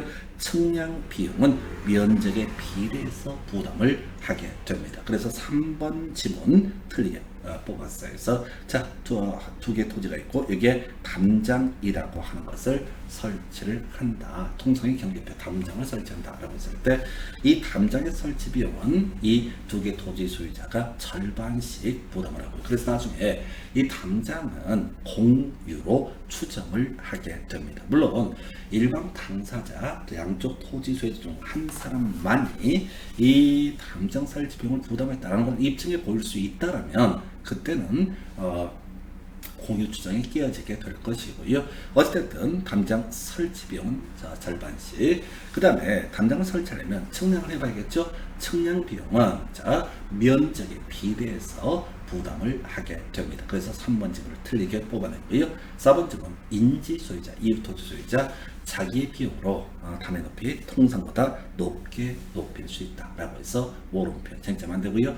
5번 지상권자, 지상권의 목적인 토지의 경계나 그 근방에서 건물을 수선하기 위해서 필요한 범주 내에서 이웃 토지 사용을 청구할 수 있다. 이건 이제 이렇게 가는 거지. 자, 소유권이라는 부분에서 시작합니다. 그래서 지금 두 개 토지가 있고요. 그래서 이 사람 A 토지가 있고 B 토지가 있는데 B 토지의 소유자가 건물을 수선 등을 하고자 합니다. 그러면 어떻다고요? 바로 옆에 토지 사용을 청구할 수 있다. 형성권입니다. 그래서 기본적으로 이웃 토지 사용을 할 수가 있는 것이고요. 다만 A 토지는 주택 안으로 들어가거나 이런 것은 허용되지 않게 됩니다. 그런데 이제 소유자에게 이런 권리가 인정이 된다라고 한다면 이 토지를 배타적으로 사용 수익할 수 있는 지상권자, 그 토지의 지상권자에게도 바로 이웃 토지 사용 청구는 인정되게 됩니다. 그래서 설반측비라는 주제를 가지고 다뤄졌고요. 26회 A형 17번 문제 정답은 3번 이렇게 정리를 합니다. 자, 25회 A형 18번 문제 검토하겠습니다. 상림 공개에 관한 설명 틀린 것을 고르시오라고 해서 자, 경계 설치된 경계표 담장은 원칙적으로 공유로 추정을 하게 된다. 그래서 앞에서 담장 설치 비용 달리 규정이 없으면 간접이 없으면 설치 비용 절반씩 부담한다라고 했었고요. 그래서 원칙적으로 공유로 추정을 합니다. 2번 토지 소유자는 이웃 토지로부터 자연히 흘러오는 물을 막지 못하는 물 얘기는 무시하자고 말씀을 드렸습니다. 만약에 밑에 토지 소유자가 마음대로 물을 막을 수 있다라고 한다면 위해가 되겠죠. 그래서 2번 지문 물에 관한 얘기는 물 먹이려고 하는 거니까 무시하고 넘어가실 것. 3번 토지 소유자 천만 물이 이웃 집에 이웃을 직접 낙하지 않도록 적당한 시설을 해야 된다 해서 쟁점 안 되고요. 4번 점은요. 건물을 축조함에 있어서 특별한 관습이 없으면 0.5m 반미터 이상 경내에서 건물을 지어야 됩니다. 그런데 문제는 반미터 이상의 거리를 두어서 건축을 해야 되고요. 물론 이제 건축법에 따르면 이보다 훨씬 더 많이 떨어지는 게 일반적입니다. 근데 민법에서는 반미터 이상. 자, 그다음에 이제 5번 지문은 토지 경계에 담이 없는 경우 특별한 사정이 없는 한 인접지 소유자 공동 비용으로 통상담을 설치하는 데 협력할 의무가 없다라는 이걸 틀리게 구성을 했었죠. 그래서 자, 담장 설치 비용이라는 것 설반측비라고 했었고요. 그리고 담장의 설치를 일반 당사자가 이웃 토지 소유자에게 청구하게 되면 이게 청구권이거든요. 청구권이라는 것은 이 주장을 하는 순간 그대로 따라야 되는 것을 우리는 형성권이라고 부르게 됩니다. 이게 형성권이거든요. 그래서 이때 협력할 의무가 있다 이렇게 가는 거죠. 그래서 형성권입니다. 다시 청구권이라고 하는 것과 우리가 이제 법조문에서 청구한다, 청구할 수 있다 이런 명제가 나왔으면 이건 이제 의미상 형성권이라고 하는 것과 청구권 두 개로 대별을 해보게 됩니다. 그래서 형성권이라고 하는 것은 어떤 내용을 주장하면 그대로 법적 효력이 발생하는 거예요. 그 다음에 청구권은 부탁한다 라는 의미가 청구권이라는 의미. 그래서 25회 A형 18번 문제 정답은 5번 이렇게 정리를 합니다. 28회 A형 21번 문제 상린관계에 관한 설명 틀린 것은. 그래서 1번 주의 토지 통행권자 통행에 필요한 통로를 개설하는 경우 그 통로 개설 비용 또는 유지 비용 등을 부담을 해야 된다 해서 남의 땅 나다니기 한 것만 해도 어딥니까? 그리고 주의 토지 통행권 원칙적으로 유상이라고 설명을 드렸습니다. 그래서 당연히 통로 개설 비용 등은 통행권자가 부담을 하게 되죠. 용어요. 통행하는 사람을 통행권자, 통행을 하는 토지 소유자를 통행지 소유자라는 용어를 쓸 겁니다. 자, 인접지에 수목뿌리가 경계를 넘을 때 임의로 제거할 수 있다 해서 뿌리하고 가지 이 두 가지를 비교를 해야 되죠. 뿌리는요 넘어서 무조건 다 제거할 수 있게 됩니다. 가지는요 바로 제거할 수 없고 제거 청구를 한 다음에 들어주지 않게 되면 직접 제거를 할 수가 있습니다. 3번째는요. 통행지 소유자가 주의 토지 통행권에 기한 통행에 방해가 되는 담장 등을 설치했다라고 했을 때 그때 그 담장 등의 철거 의무라고 하는 것은 통행지 소유자가 부담을 하게 된다. 어렵지 않고요.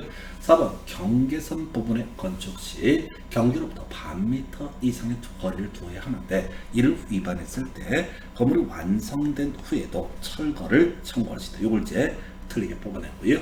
자, 반 미터 이상 경계를 해야 된다라는 얘기를 이미 지적을 한 바와 같습니다. 그런데 만약에 반 미터 안 띄우고 건물을 짓고 있다. 그러면 이제 이때 이 토지 소유자는 너무 붙여서 건물을 짓는 사람에게 건물의 철거를 청구할 수 있습니다. 근데 공사가 진행되고 1년의 경과가 되거나 건물이 완성이 돼 버리게 됩니다. 그때 가서 이 건물의 철거를 청구하는 것은 허용되지 않고요. 손해배상만 청구할 수 있게 됩니다. 그래서 28회 A형 21번 문제 정답은 4번 이렇게 가고요. 5번요. 경계 설치된 담이 상린자의 공유라고 이렇게 앞에서 논의했었죠. 자, 그런데 원래 뒤에서 공부하겠지만 공유물이라고 하는 것은 분할 청구라는 것을 할 수 있어요. 근데 이 담장의 경우에는 분할 청구라고 하는 것이 허용되지 않는다. 그래서 28회 A형 21번 문제 정답은 2번 이렇게라고 되어 있는데 잘못되어 있고요. 답은 4번 이렇게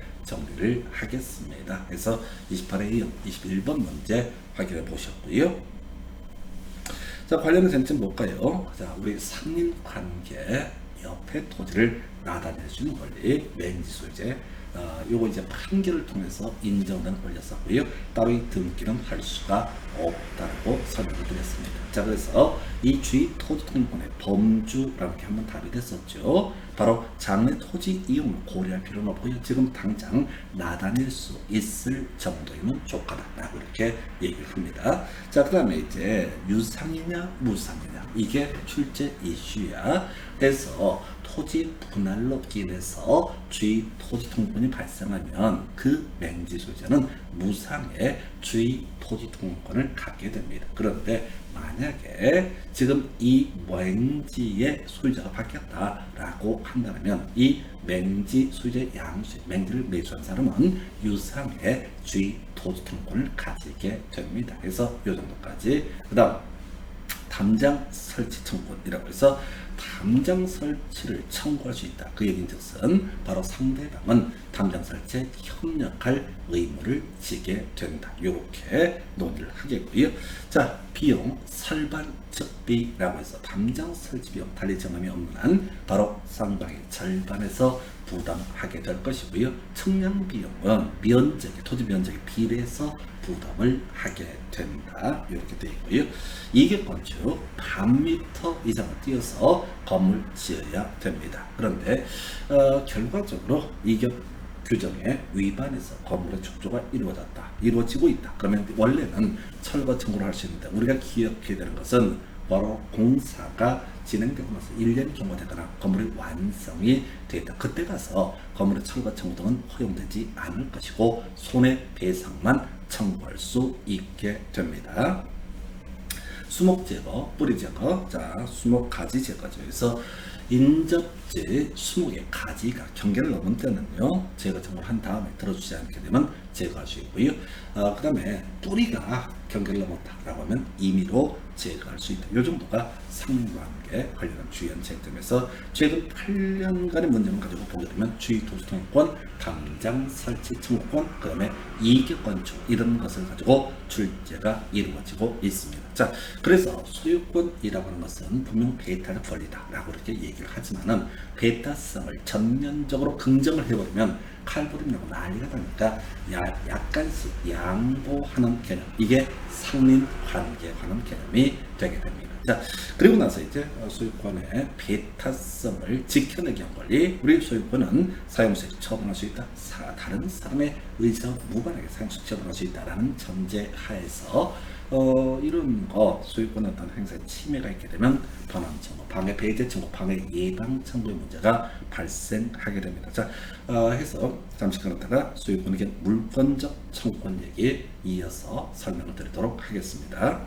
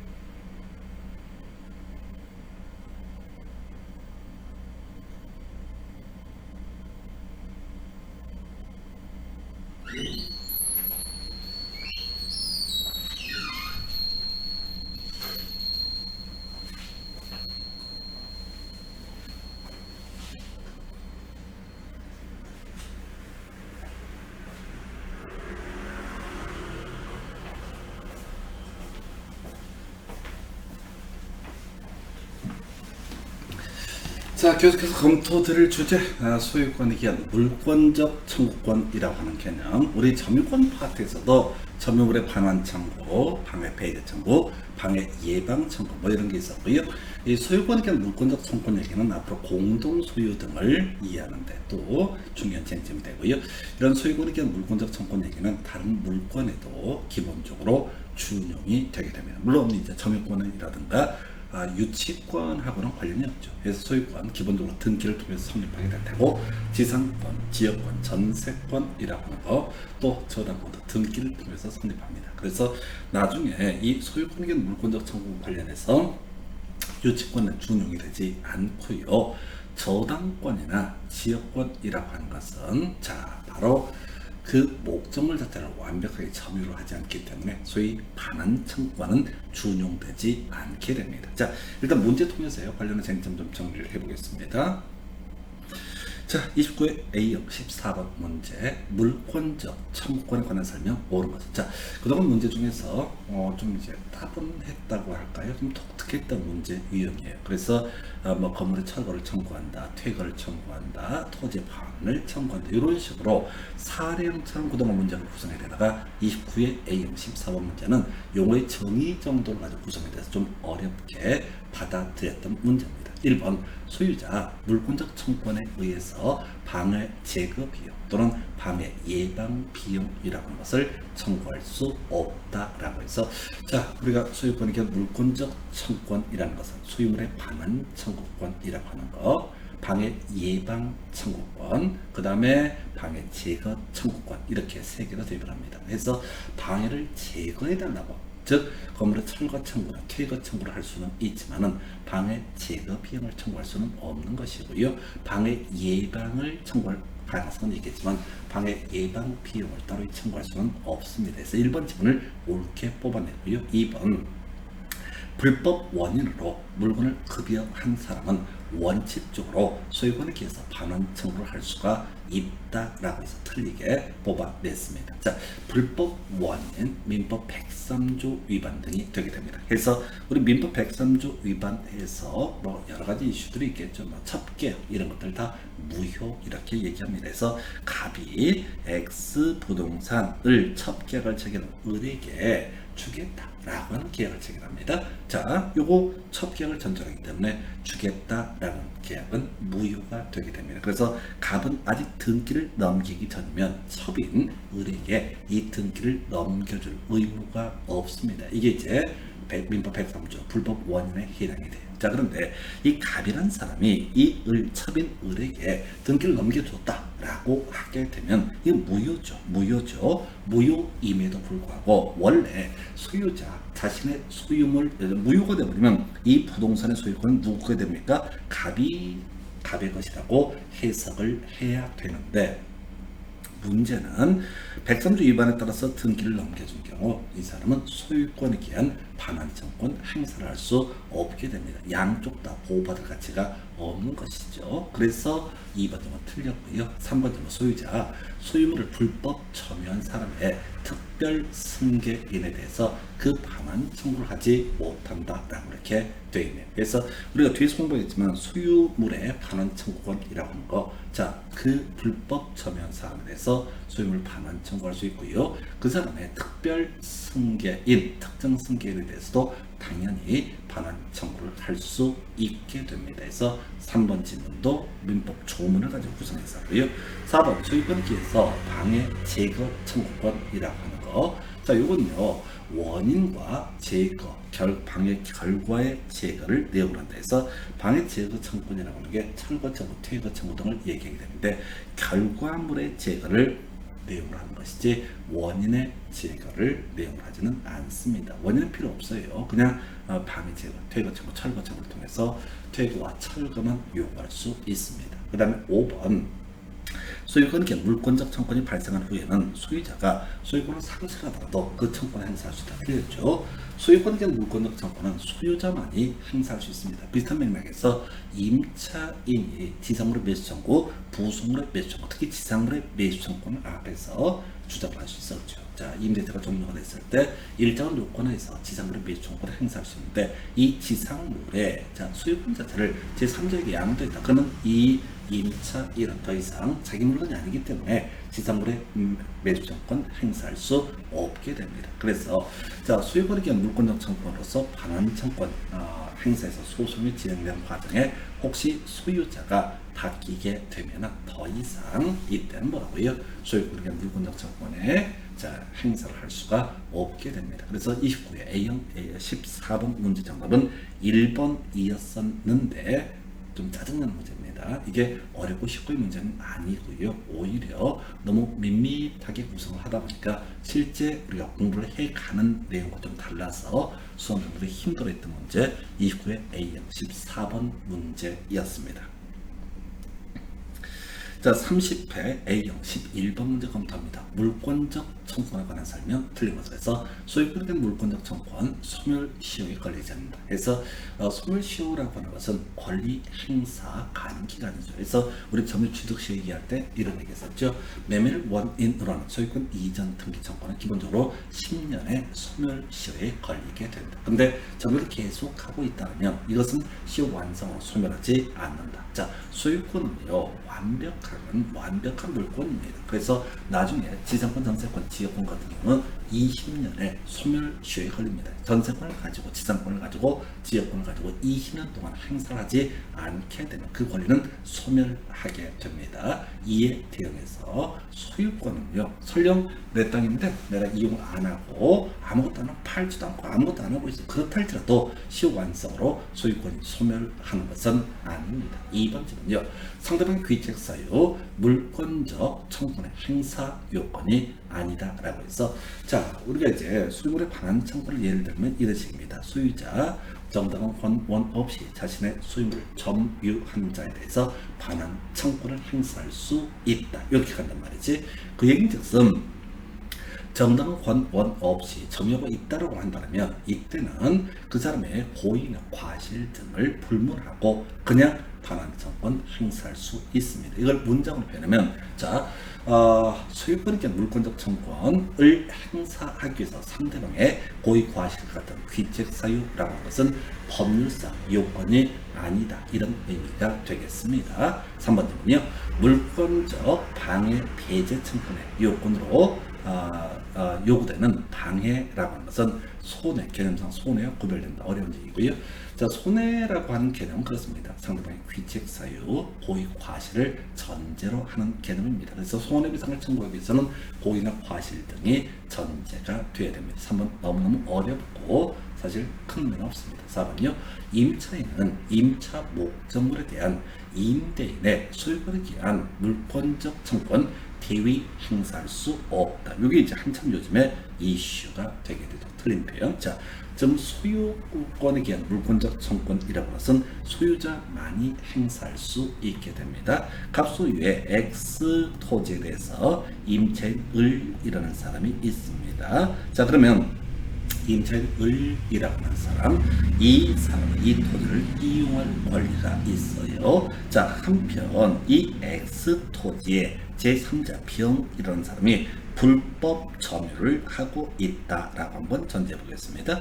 자, 그러면 갑의 입장에서는 자신의 토지를 불법 점유한 자에 대해서 토지의 반환 청구권 행사할 수 있습니다. 그러나 을이라고 하는 사람은 누구에 대해서 이 불법 점유자 병에 대해서 자신의 소유물이 아니기 때문에 자신한테 반환을 해달라고 하는 반환 청구는 행사할 수 없게 됩니다. 그러면 임차인은 갑한테 얘기를 해서 갑이 병한테 반환 청구권 행사한 걸 기다리거나 아니면 이 을이라고 하는 임차인은 갑을 대신해서 야, 너 갑에게 소유물 반환해 라고 하는 거, 즉 소유권에 기한 물권적 청구권을 대신해서 행사한 것을 대위 행사할 수 있다, 이렇게 얘기를 합니다. 그래서 4번 지문을 틀리게 뽑아냈고요. 5번 유치권자 점유권에 기한 물권적 청구권 행사할 수에 대해서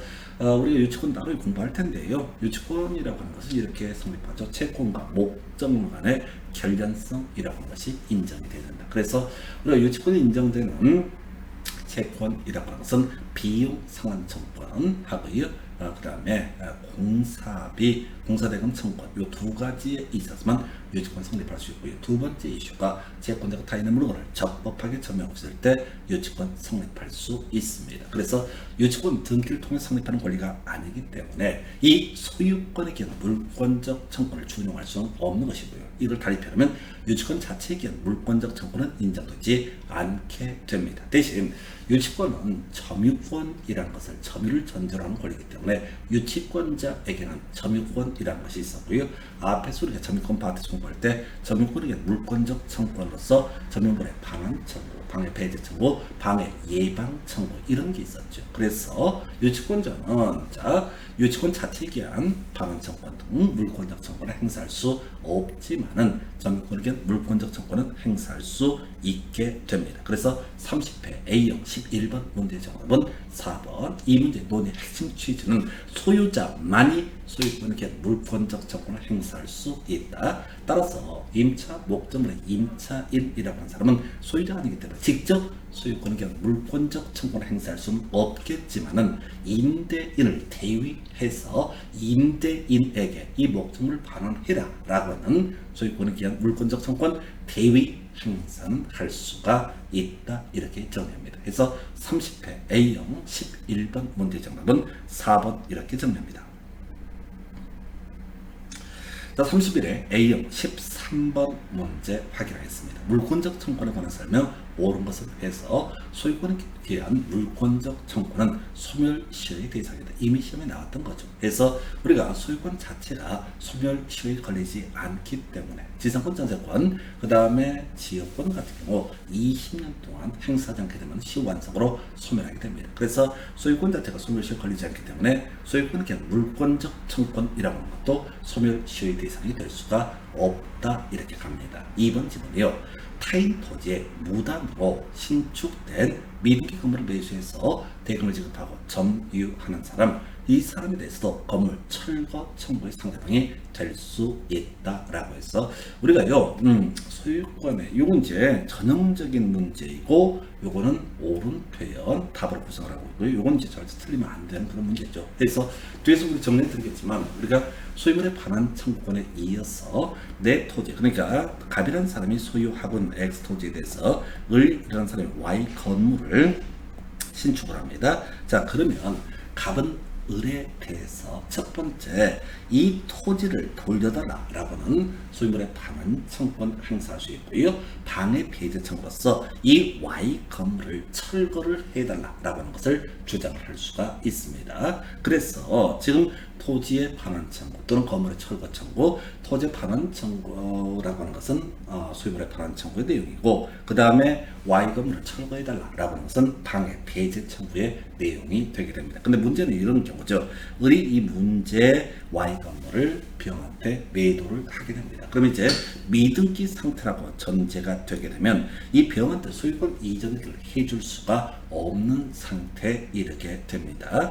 그럼 병은 소유권을 취득할 수 있다 없다? 없다라고 이렇게 돼야 돼요. 그런데 만약에 이 갑이 병에 대해서 건물의 철거 청구로 허용되지 않는다라고 해석을 해버리게 되면 어떤 문제가 발생하느냐, 무엇가 미등기 건물을 축조한 사람이 팔고 튀어버린단 말이야. 그러면은 이 병한테 철거 청구를 할 수 없다라고 전제가 되어버리면 갑의 엑스토지에 관한 소유권 방해 폐쇄 청구라고 하는 것은 무의미해지게 됩니다. 왜? 자, 이 사람이 갑이라는 사람이 자기 건물이 아니니까 Y 건물을요 함부로 철거할 수 없습니다. 그래서 우리 판례에서는 이 건물을 축조한 자, 아무 권한 없이 축조한 사람, 건물 소유권 자체는 이 을에게 귀속이 되는 건 별개의 문제로 방해 폐쇄 청구의 내용으로서 이 건물을 축조한 자에게 건물의 철거 청구를 할 수가 있고요. 그 다음에 미등기 상태에서 이 건물을 매수한 사람에 대해서도 건물 철거 청구를 할 수가 있게 됩니다. 그래서 31회 A형 13번 문제 정답은 2번이고요. 이건 전통적으로 내왔던 주제죠. 29의 30회 문제가 조금 이상했던 그런 문제이고 오히려 전형적인 문제로 돌아옵니다. 자, 소유자 허무인 명의로 등기한 행위자를 상대로 등기 말소를 청구할 수 없다라고 이렇게 되어 있네요. 그래서 자, 지금요 내 물건인데 아무 홍길동이라는 사람 이름으로 등기가 돼 있습니다. 누가? 갑이라는 사람이 등기를 이렇게 신청을 해서 넘어갔다. 그럼 이제 허무인 자체에 대해서는 등기 말소 청구가 곤란하겠지요. 그러면 이제 그 행위자를 상대로 어떻다? 등기 말소를 청구할 수 있다. 이렇게 가게 됩니다. 이것도 어려운데 등기 말소 청구도요 방해 배제 청구의 한 내용이 되게 됩니다. 그래서 자, 실제 존재하지 아니한 사람 이름으로 누군가가 등기를 옮겨놨다라고 했을 때 그 존재하지 않는 사람 상대로 등기 말소를 청구하는 것은 의미가 없잖아요. 상대방이 없기 때문에. 그래서 행위자를 상대로 등기 말소를 청구할 수 있습니다. 어려웠던 질문이네요. 4번 저당권자 목적물에서 임의로 분리 반출된 물건을 자신에게 반환할 것을 청구할 수 있다라고 틀리 뽑았죠. 이것도 새로운 문제죠. 세력도가 중요한 건 아니고요. 저당권은 그 목적물의 점유 등을 하는 사람이 아닙니다. 그래서 앞에서 그런 얘기했어요. 지역권자, 저당권자 이 사람에게는 소위 반환 청구권이라고 하는 것이 인정되지 않게 됩니다. 원래 소유권적 물권적 청구는 지상권, 지역권, 전세권, 저당권 등의 준용이 되게 되는 것이다. 앞에서 우리 유치권은 준용되지 않는다. 그래서 유치권자는 이 목적물의 침탈 등을 당하게 되면 유치권 자체에 기한 물권적 청구권이 아니라 점유권에 기한 물권적 청구권을 주장할 수 있다라고 논의한 바가 있습니다. 그래서 저당권자, 중간에 빼버리고 저당권자는 반환 청구라고 하는 것, 지역권자도 다 반환 청구라고 하는 것은 허용되지 않게 된다. 5번요. 소유자가 말소 등기 의무자에 의해서 소유권을 상실해서 소유권에 기한 등기 말소를 구할 수 없는 경우 말소 등기 의무자에게 이익 불능에 따른 손해배상 청구권을 가지게 된다 해서 개소리 되겠습니다. 버리도록 합니다. 그래서 사실은 이 문제 같은 경우는 1번, 2번 정도만 정확히 알 수 있는 주제. 왜? 이 두 가지는 과거에도 전통적으로 나왔던 주제입니다. 그 다음에 4번 지문 같은 경우 저당권자, 지역권자 반환 청구는 허용되지 않는다. 근데 표현들이 좀 어려워서 좀 까다로웠어. 답은 대단히 무난했던 지문 해서 31회 A형 13번 문제 정답은 2번 이렇게 정리를 합니다. 자, 27회 A형 11번 문제. 갑소유 X 토지에 대해서 사용 권한 없이 그 위에 을이 Y 건물을 신축을 아직 등기하지 않은 채 병역이 일부 임대해서 현재 을과 병이 Y 건물 일부 본실을 점유하고 있다. 이게 이제 가장 정형화된 문제 유형이죠. 그래서 갑소유의 X 토지에 대해서 을이 Y 건물을 신축하고요. 그럼 건물 소유권은 우리 원시취득 건물 신축한 자에게 소유권이 귀속됩니다. 그래서 을 소유 건물인데 여기에 병이라는 사람이 임차인으로 일부를 점유하고 있다. 그럼 이제 법률 관계를 따져보게 되면 소유자 갑의 입장에서는 토지의 반환이라고 하는 거. 자, Y 건물 대지 부분의 인도를 을을 상대로 구할 수 있다. 한편 불법적으로 건물을 축조한 건물 소유자 또는 이제 이 사람이 갑을병정이라는 사람이 미등기 상태에서 이 건물을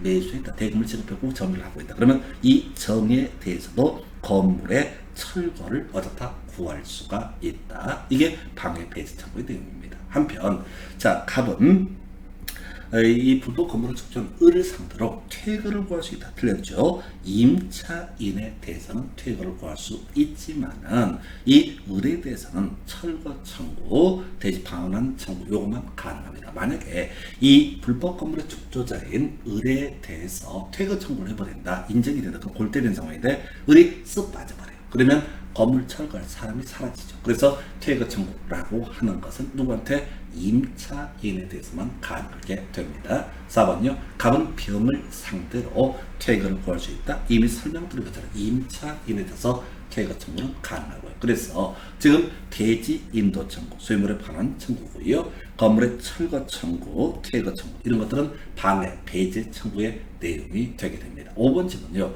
을이 Y 건물을 정에게 미등기로 매도하고 인도해 줬을 때 갑은 정을 상대로 그 건물의 철거를 구할 수 있다. 이 31회 때 또 답을 뽑았던 쟁점이 되겠습니다. 그래서 27회 A형 11번 문제는 소유물의 소유권이 기한 물권적 청구의 가장 일반적인 루틴을 문제 하나로 구성을 한 사례가 됩니다. 그래서 이게 이제 똑같은 문제가 나오고 말고는 별개의 문제로 이 개념만 정확히 기억해 주실 것. 해서 27회 A형 11번 문제 정답은 3번 이렇게 정리를 합니다. 임차인한테 퇴거 청구를 할 수는 있지만은 뭔 안 된다. 바로 철거 청구를 주장할 수는 없는 것이고 건물 소유자 등에 대해서 철거 청구를 할 수 있지만 퇴거 청구는 허용되지 않는다. 이렇게 갑니다. 그래서 27회 A형 11번 문제 정답은 3번 이렇게 정리합니다. 26회 A형 14번 문제. 을은 병의 토지 위에 있는 갑소유의 X 건물을 매수해서 대금 완납 후 그 건물을 인도받고 등기 서류를 교부받았지만 아직 등기를 마치지 않았다. 이 설명 좀 틀린 것은 되어 있죠. 자, 지금요 병에 X 토지라고 한번 전제를 해보겠습니다. 여기에 갑이라는 사람이 Y 토지라고 봐야 되는구나. X 건물을 신축을 했다 이런 얘기입니다. 갑소유의 X 건물의 얘기는 갑이 건물 지은 거야. 그런데 지금 이 상태에서 이 건물 부분에 대해서 누구 을이라고 하는 사람에게 이 지금 을이 매수 건물의 매수인이 되게 됩니다. 대신 등기를 넘겨받지 못한 상태. 그럼 이제 Y 토지 소유자라고 하는 사람은 누가 되고 병이 될 테고 X 건물 소유자는 갑이 되게 됩니다. 그래서 1번 갑의 채권자가 X 건물에 대해서 강제 집행을 할 수 있나요? 예, 가능하지. 자, 갑에 대해서 갑에 돈 받을 사람이 있는 사람은 소송 제기해서 현재 소유자가 갑이기 때문에 이때 현재 잔금은 지급했지만 등기를 넘겨받지 못한 을의 입장에서는 이 채권자의 갑의 채권자의 강제 집행에 대해서 이의를 제기할 수 없게 됩니다. 2번 질문은요. X 건물로 인해서 병의 토지가 불법 점유당하고 있다라고 했을 때 병은 자 갑에게도 건물 철거를 건물 철거 청구를 할 수 있고요. 자, 이 미등기 상태에서 매수한 을에 대해서도 건물의 철거를 청구할 수 있게 됩니다. 3번째는요. X 건물에 점유를 방해하는 자에 대해서 을은 점유 을에 의한 방해 제거 청구권 행사할 수 있다. 그래서 자, 을이 소유권 자체를 취득하지 못했지만 인도받아서 현실적으로 점유를 하고 있다라고 한다면 이 사람에게는 점유권이라는 권리가 있게 될 것이고 누군가가 이 X 건물의 점유를 방해한다라고 한다면 당연히 방해 제거 청구권 행사할 수 있게 됩니다. 4번째는요. 을은 X 건물로부터 생긴 과실 수취권을 가지게 된다. 이게 이제 뭔 얘기냐면 매매에 있어서 매도인이 등기 넘겨주기 전까지 원칙적으로 과실 수취권을 가지게 됩니다. 그런데 등기 넘겨가기 전이라 할지라도 만약에 이 을이라는 사람이 대금을 완납하게 되면 매수인이 과실 수취권을 가지게 됩니다. 이 사안에서는 지금 대금 완납 후라고 되어 있어요. 그러면 아직은 등기를 넘겨가기 전이니까 소유권 자체를 취득할 수는 없지만 대금이 완납한 매수인의 입장에서는 과실 수취권이라고 하는 것을 가지게 됩니다. 그래서 혹시 X 건물에 임차인이 있다 그러면 이제 대금을 완납한 다음에 을의 입장에서는 그 차익인 임대료를 나에게 지급해라 라고 이렇게 주장을 할 수 있게 됩니다. 5번째는요. 을로부터 X 건물을 다시 매수해서 점유 사용하고 있는 점에 대해서 자 갑은 소유권에게 물권적 청구권 행사할 수 있다라고 되어 있네요. 자, 이 X 건물의 소유자 현재 등기부상 누굽니까? 라고 했을 때 이 사람은 갑입니다. 자, 근데 소유자는요 이렇게 얘기했습니다. 정당한 권원 없이 자신의 소유를 정의한 자에 대해서 반환 청구권 행사할 수 있습니다. 만약에 지금 정은 잊어버리고요.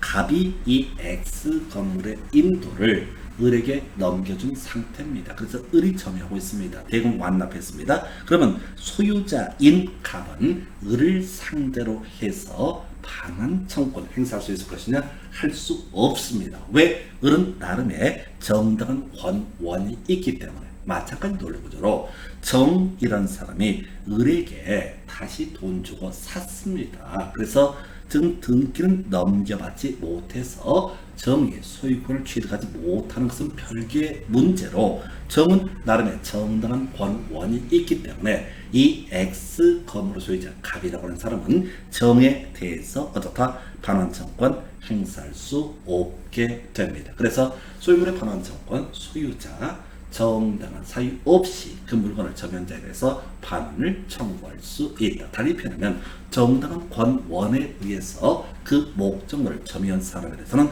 반환 청구권 행사할 수 없게 됩니다. 그래서 5번 지문이 틀려서 답이 좀 어렵게 나왔던 사례. 그래서 26회 A형 14번 문제 정답은 5번 이렇게 정리합니다.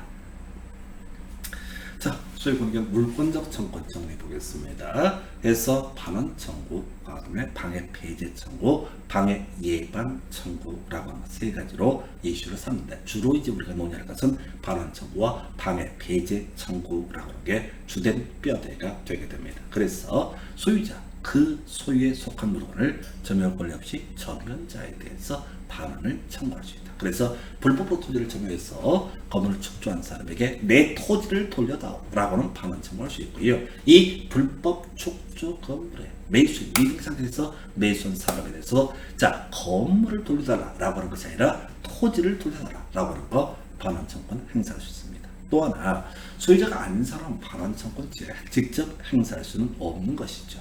토지 임차인은 임차 목적물을 불법으로 점유한 자에 대해서 직접 나에게 반환해라 라고는 반환 청구는 행사할 수 없습니다. 왜? 임차인은 소유자가 아니기 때문에. 한편 임차인은 임대인을 대위해서 불법 점유자에 대해서 반환 청구권 행사할 수 있게 됩니다. 그래서 이게 하나의 쟁점이 되겠죠. 소유자만이 소유물의 반환 청구권 행사할 수 있고 이때 정당한 권한이 없는 점유자에 대해서 반환 청구권 행사할 수 있습니다. 그럼 이제 임대인과 임차인 사이에 임대차 계약이 체결되고 임대차 기간 중이다라고 했을 때 최소한 소유자 임대인은 임차인에게 소유물의 반환 청구권 등은 인정되지 않겠죠. 왜? 점유할 권리를 가지고 점유를 하고 있는 사람이 임차인이 되기 때문에. 자, 그 다음에 방해 배제 청구.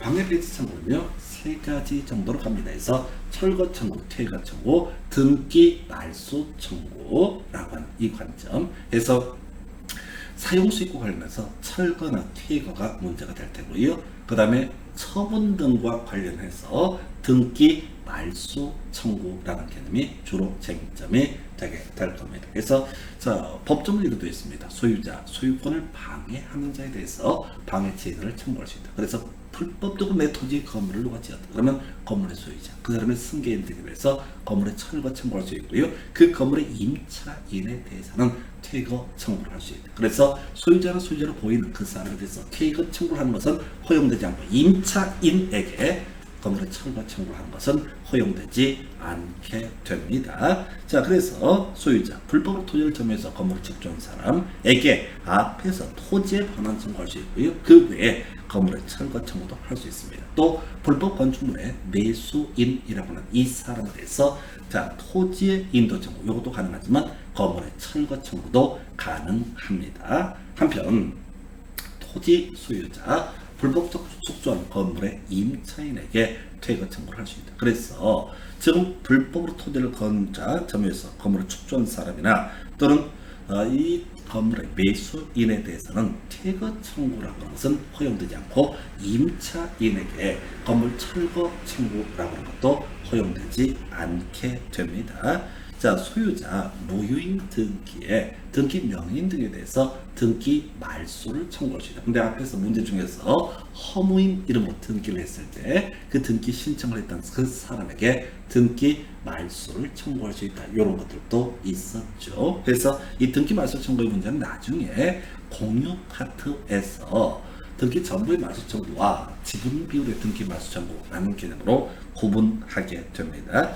자, 방해 예방 청구 별로 중요하지 않죠. 그래서 소유자, 소유권을 방해할 염려 있는 행위를 하는 자에 대해서 방해 예방이나 손해배상 등을 청구할 수 있다. 그러나 우리 앞에 문제에서 이 방해 제거 비용이나 방해 예방 비용 이런 것들은 청구할 수가 없게 된다서 이것이 소유권에 대한 물권적 청구이고요. 이런 소유권에 대한 물권적 청구는 다른 물권 등에도 기본적으로 준용됩니다. 지상권, 지역권, 전세권, 저당권에도 소유권에 대한 물권적 청구권이 준용되게 될 텐데 이미 봤던 쟁점 유치권에는 유치권은 점유를 전제로 성립하는 권리이기 때문에 소유권에 대한 물권적 청구를 준용할 수 없는 것이고요.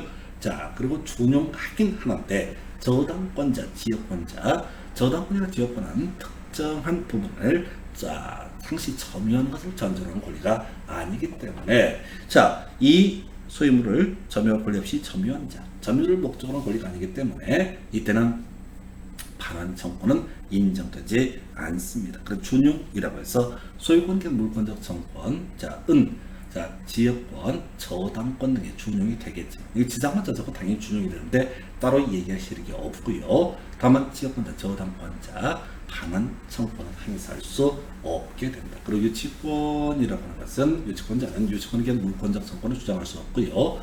대신 점유를 전제로 성립하는 권리가 유치권이기 때문에 유치권자는 점유권에 대한 물권적 청구권을 주장할 수 있게 됩니다. 자, 이 정도까지가 소유권에 대한 물권적 청구라고 하는 내용. 이렇게 해서 소유권의 한 내용 여기까지 정리를 해 드렸습니다.